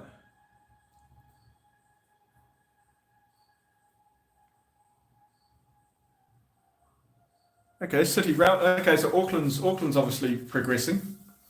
Oh, that's good. I wouldn't hold much hope out for Dunedin, although I did hear about trams. But yeah, and the scrapyards down the road and watch the locos get turned when they come off the excursions. Okay, that'd be nice. I think the only place I've seen that happen, the only place I've seen any locomotive get turned when I was at Kingston. I believe you still watch the locomotives get turned at Kingston for the Kingston Flyer. That's if the Kingston Flyer is still running. I'm not too sure. You guys would know better than me. Yeah, right. I'm still buggered if I know where these wires. Oh, okay. Now I know. I need these wires. That one and that one. These two wires I need. Sorry, I've sort of got you facing more me than what I'm doing. So I need these two wires. One's already stripped.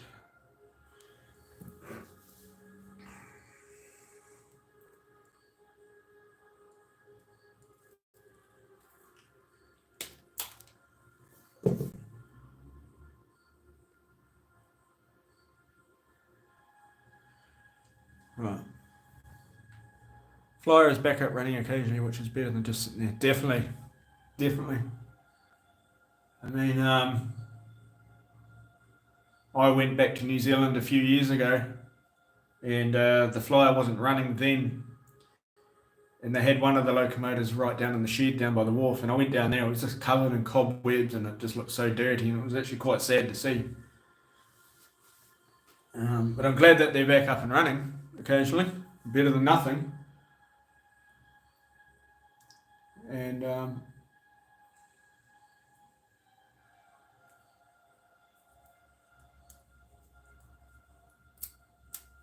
yeah, I don't know why they don't. Oh, well, I don't know, but would the Kingston Flyer be better to run excursions out of Dunedin up the Torrey Gorge? I'm not too sure why that never sort of got on. No mainline steam operating in the South Island anymore. Ah, okay. All right.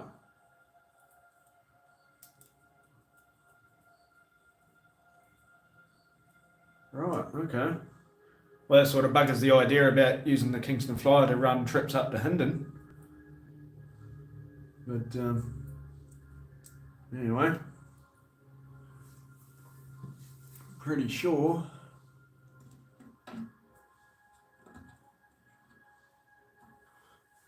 Steam Incorporated have the Marlborough. Oh yeah.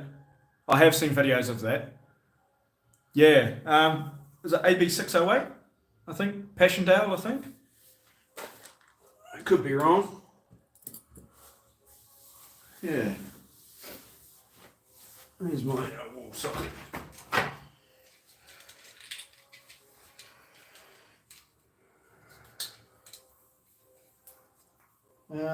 Okay, so that's going to be fun because that goes there and that goes there. I'm pretty sure that is. Yep. I think so.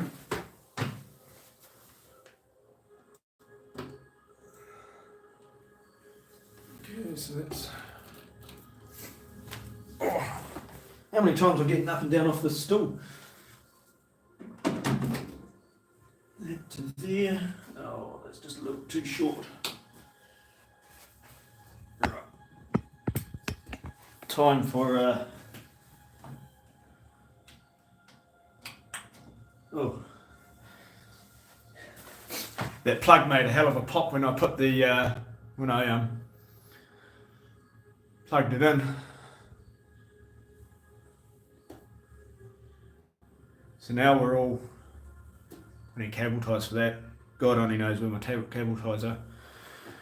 That'll never happen. The flyer will stay where it is it's from the Melbourne flyer. It won't happen again since the rail ferry gets canned and all this. Yeah, dang. That sucks.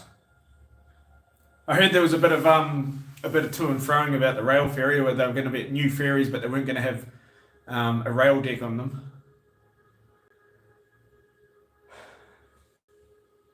I don't know. It's yeah. I mean, I don't know. It's sort of I mean, I don't live in New Zealand anymore, but it frustrates me when I hear that this is getting closed down or this is getting canned, and yeah, it frustrates me.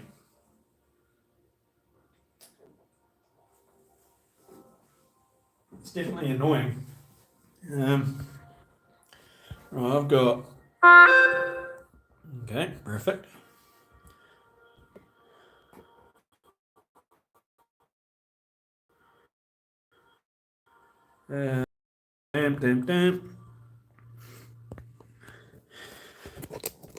So I'm hooked up to the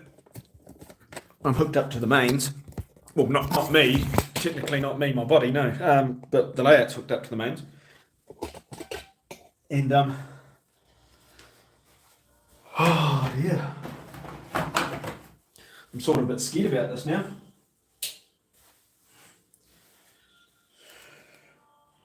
Now I know with the DCC this is going to be plugged in with the LED at the bottom, and that's going to be plugged into the left hand side. You know what? Take all locomotives off the layout before I plug this in.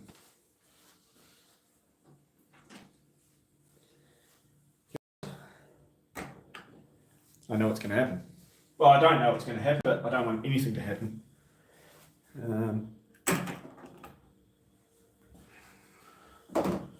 Bear with me. There's nothing metal sitting on the track. No. All switches are...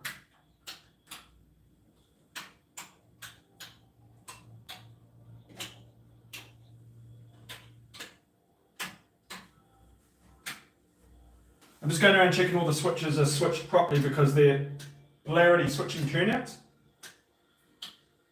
And sometimes,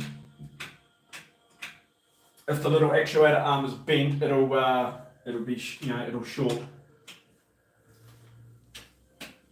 But before I put any locos on the track, I'll check for shorts on my controller first. Now you guys are probably going to watch. You guys are probably going to watch history here with the Central Otago Railway. Everything here boils down whether I put out more YouTube videos on my channel or not.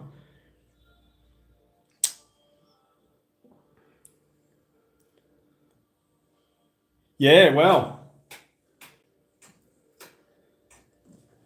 has the country stopped growing? Like, do we need to get rid of the? Rail is, it's an old form of transport, but it's still handy.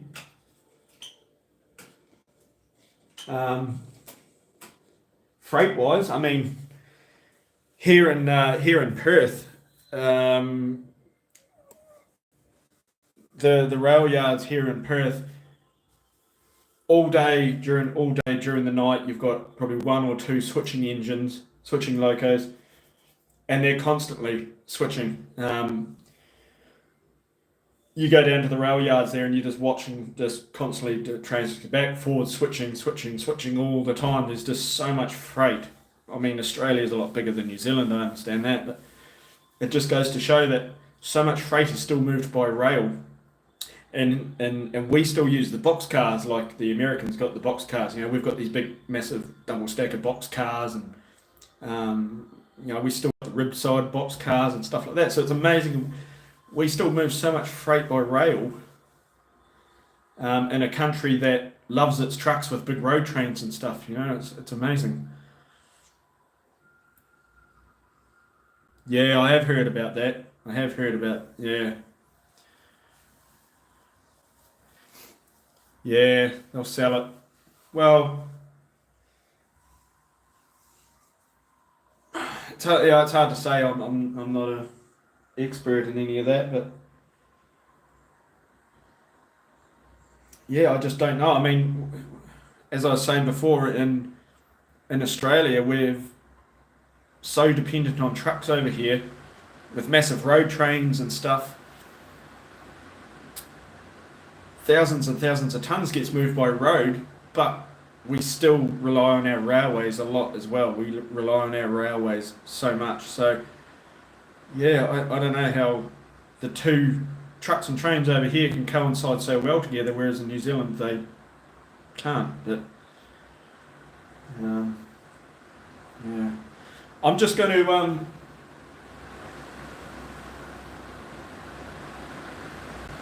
I'm just going to head off for a couple of seconds. I just need to grab a couple of other pieces, but I'm going to be right back in two secs.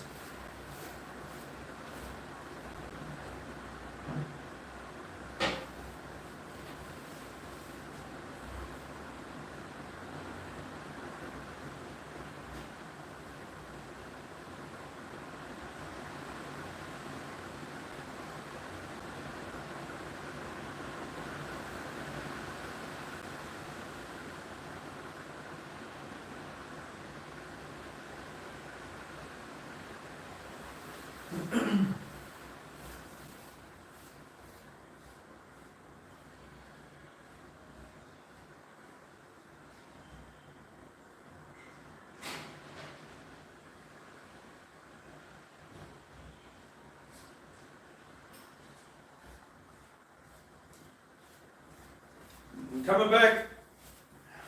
I'm back. Here we go. Right. Okay. Checked everything. It's fine. There's nothing metal in the track. Geez, I'm too scared to do this.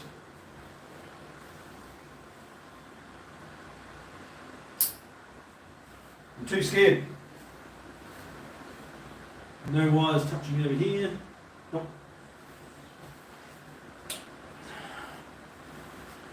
Yeah, man. Yeah.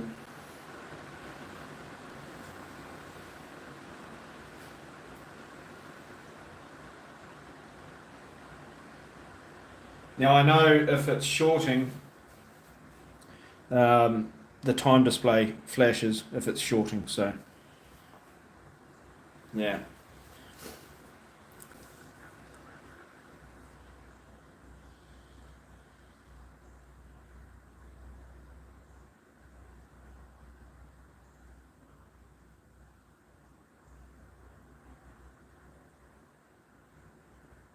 Okay, so with the rail ferry going mainline steam won't be in a rush to make a start on KB 968 restorations, and it's going to be able to come back for 4 years.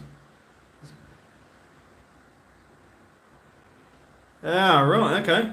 I didn't realise that they were obviously. I'm out of the loop so much. Okay, KB 968. Imagine that going back up Cash Bank or something. Unfortunately, probably never see that. And they have an Auckland depot as well that they're building. Is that a depot? Is that a depot for like the multiple electric units, or is it for like your diesel electric locomotives?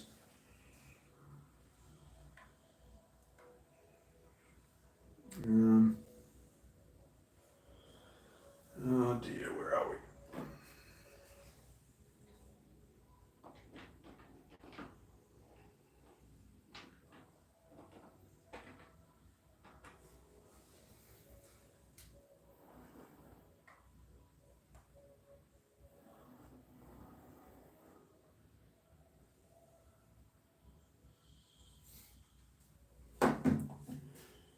Okay. Back in 2 seconds. More tools. I'll go get more tools.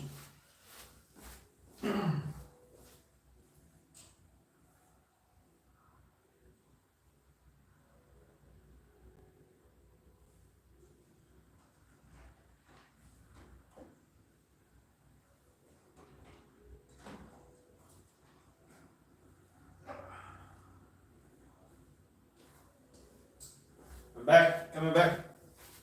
I'm back.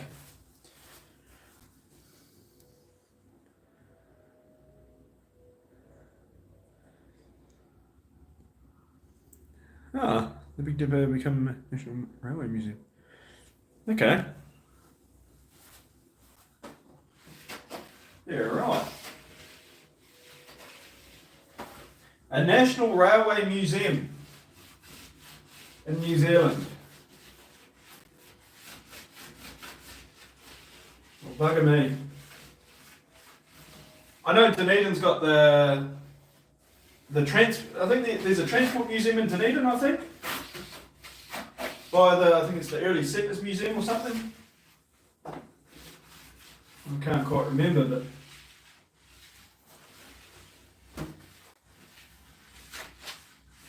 I'm pretty sure that's where they've got the locomotive, the Josephine there.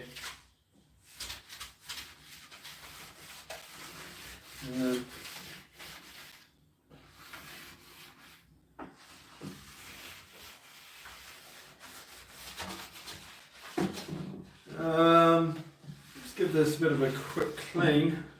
Now, I haven't touched any CVs on these locomotives at all yet. So we'll just see how they run. And I'll probably have to change some CVs and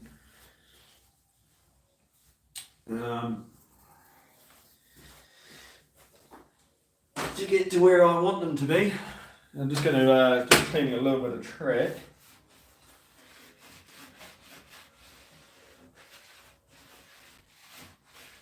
Yeah, when I see a locomotive run, maybe that's going to get me more back into the mood. You know, you guys have helped out so much today on my first ever live stream. Never done this before. You've helped out immensely. I thank you guys a lot, actually. I don't know if I could bear doing this without the live stream, like just sitting here by myself doing it. But it's been great chatting to you guys while I've been messing around here. Absolutely awesome.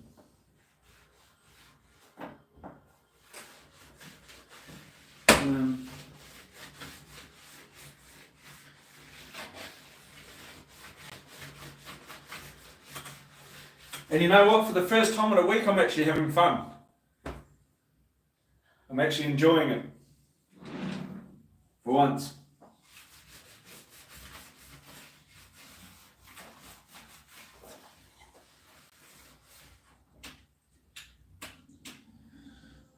Switch there. Of course, I had to derail it, didn't I?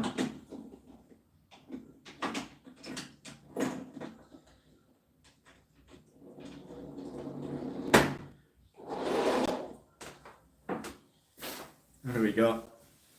Yeah, museums everywhere.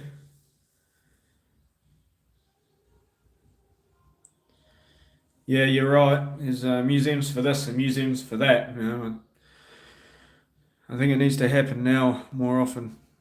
Yeah, man. There would be, man. A live stream modelers podcast. Yeah, definitely. Definitely. I like how this hobby can bring people together, you know, like, enjoy the same hobby, but not only that, you know, it brings people together and just makes people have fun and enjoy, you know, and get away from the horrors of life, the horrors of reality that, you know,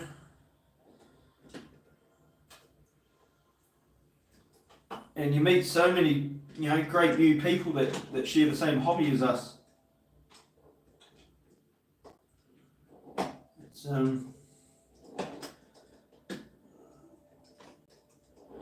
And as I was saying before, this is the second time this has happened to me, and the first time I did it, I wasn't even on YouTube back then, and it's I don't know how I managed to do it.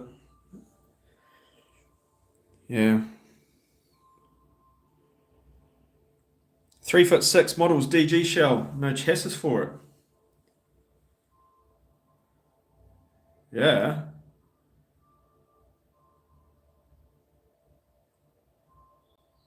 That would be cool. Hey, what would be a for a sound decoder for DJs? What would be the closest sound to a DJ? I don't want to eventually when down the road I get a sound decoder. I don't want to get like an EMD, like a AC 4400 sound decoder for a DJ. It just wouldn't sound right. But you guys got any ideas what would be a prototypical sort of sound for a DJ?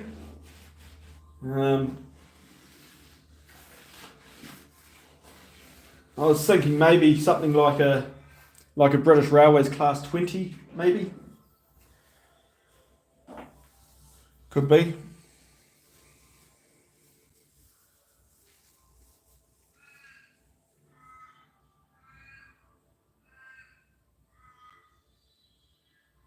Awesome, man. Yeah, that'd be great. That would be great. Down the track when I do get to put sound in the locomotives.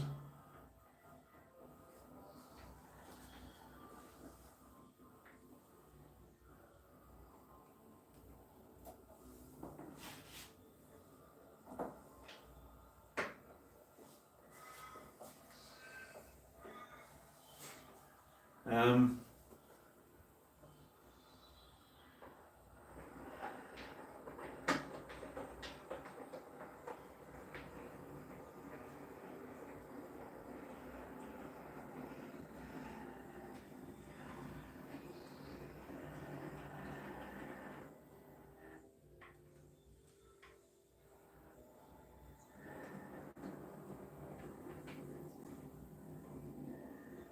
it's a heck of a hump there. It's only temporary, I suppose.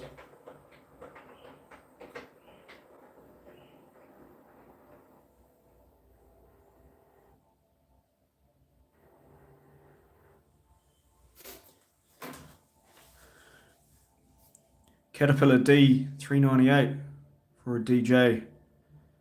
Yes. Yep. I remember years ago when I lived in New Zealand, I used to operate a moving equipment, and we had two old D9G bulldozers, and apparently they had the same engine as the DJs in them. They were old D9Gs, and they were the old clutch drive. Pull the clutch out, and they were as old as the hills. I think they're ex Ministry of Works off the Waitaki project around Twizel. I'm pretty sure they had the same motors as the DJs had. Anyway, I moved you over there for some reason. Yes. So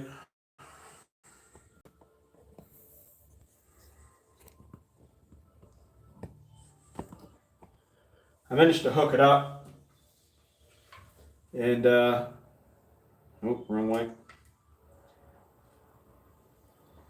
And we've got the locomotives going again. So sorry for the camera wobbles. And it actually does go over the temporary track that I've put in.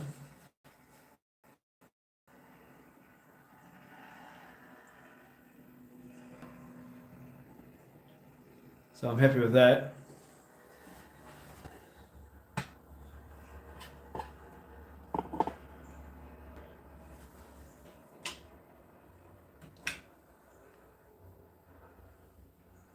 So what you guys are seeing now is a first for the Central Otago Railway. This is the railway in the new house.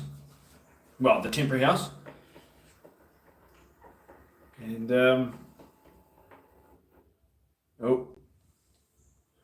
The dirty track. Nope.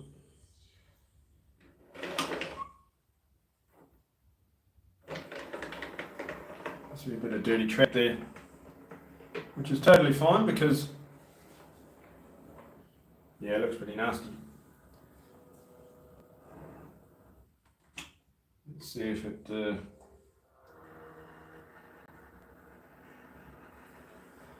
See if we can take it into the winery.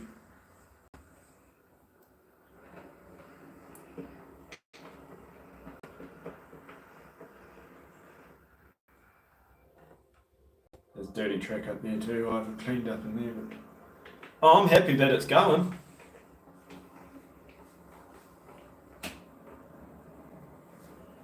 You know, I'm stoked.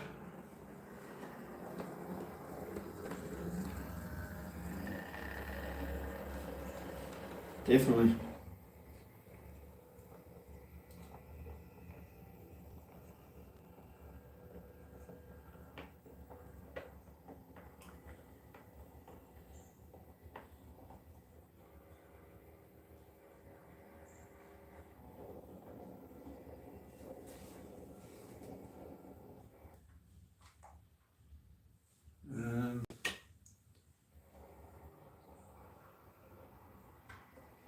So I'm going to mess around with the CVs a little bit there and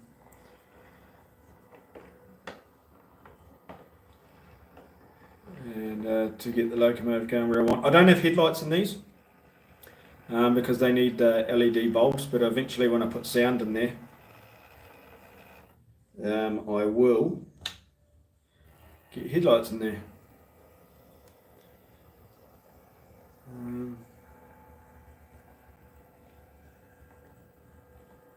I'm happy with that.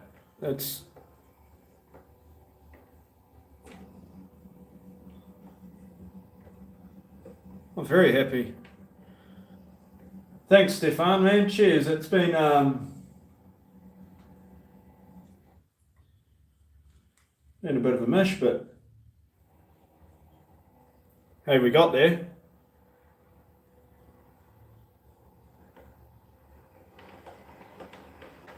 That's awesome. Very happy with myself, to be honest.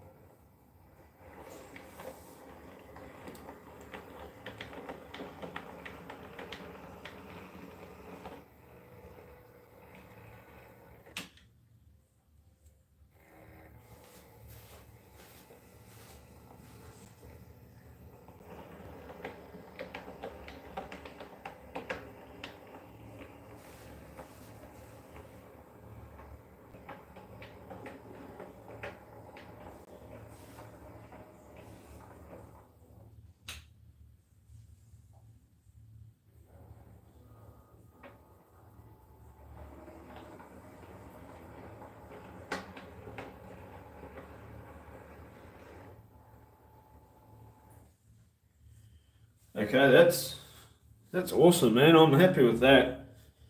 The select loco 3021. Enter.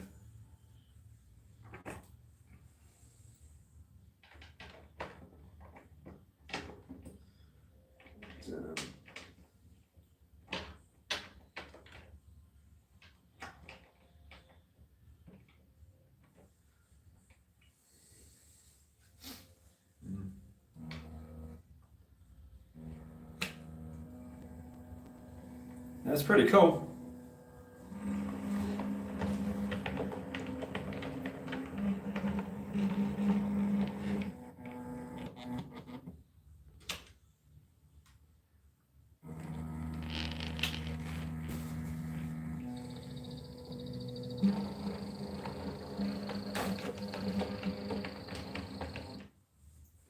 Oh, a bit of dirty track.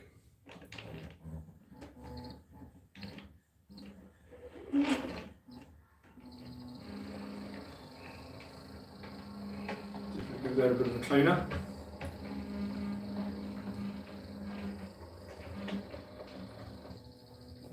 I'm yeah, definitely happy how that's gone, to be honest with you.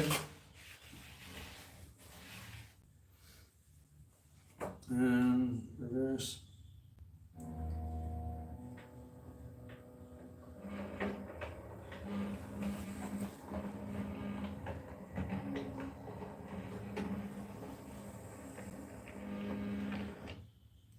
Oh.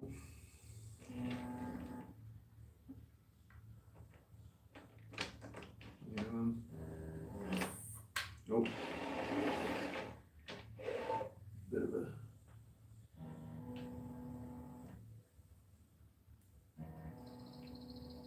I'm very happy how that's gone.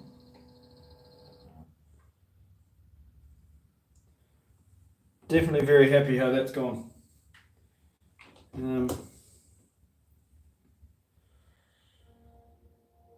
Yeah, got it all hooked up. I got the two tracks laid, and got the DCC hooked up.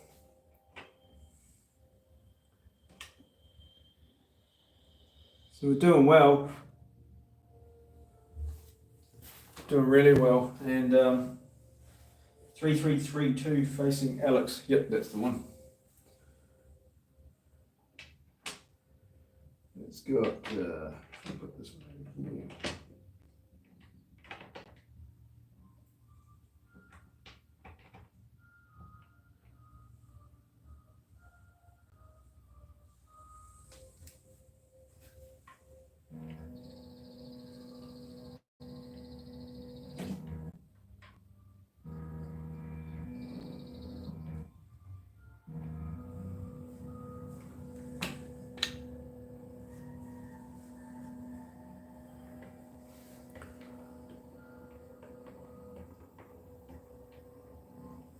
No more track rubbers. I have heard about that. Oh.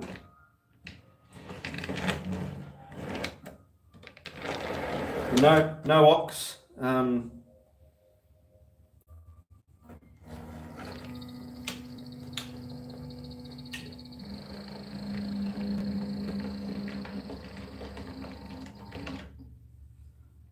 Yeah, definitely need to give that a clean.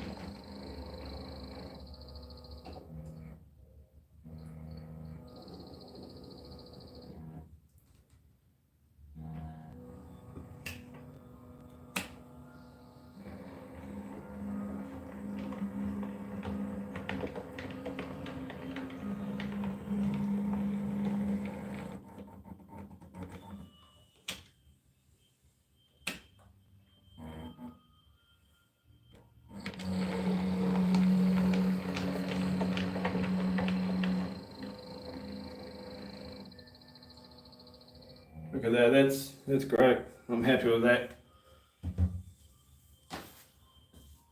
Definitely. No, yeah. Never done that before, so that was definitely interesting. Inox. No more track rubbers needed. Inox. Yeah. Okay. We'll look into that for sure. Definitely.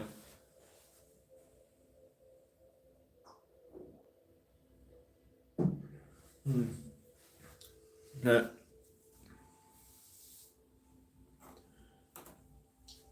I just need to get a holder to put my DCC controller on. But I suppose in the meantime, I'll just put it in here.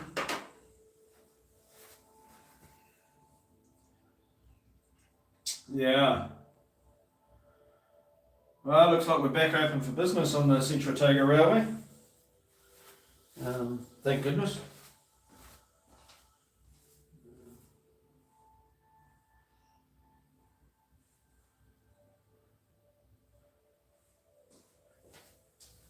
Back in 2 seconds, guys.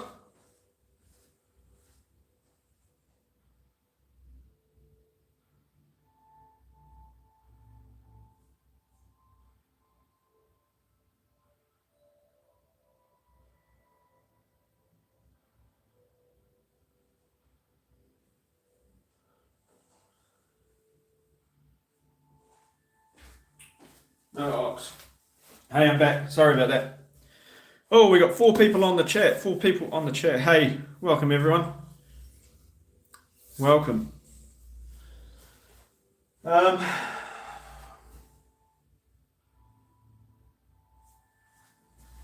done.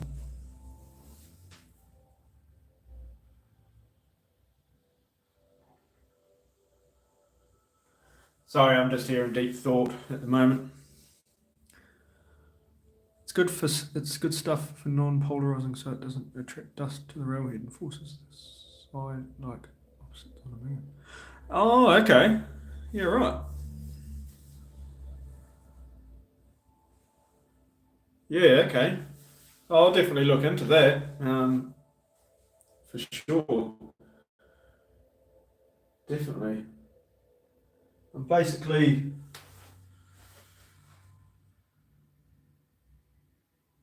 not much of a hump there. I'm not too sure why that baseboard was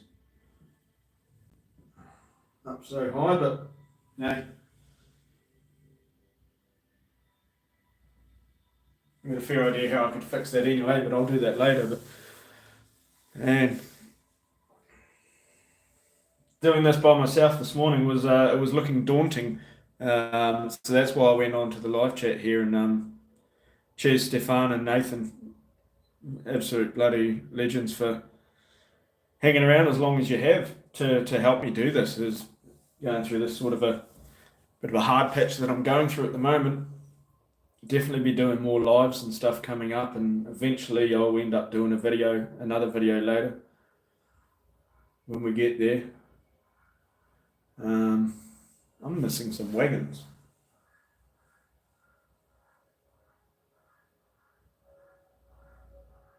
I think I'm missing some wagons. I think they might be packed away in a box somewhere. What have we got? Rail wagon. No, that one's empty.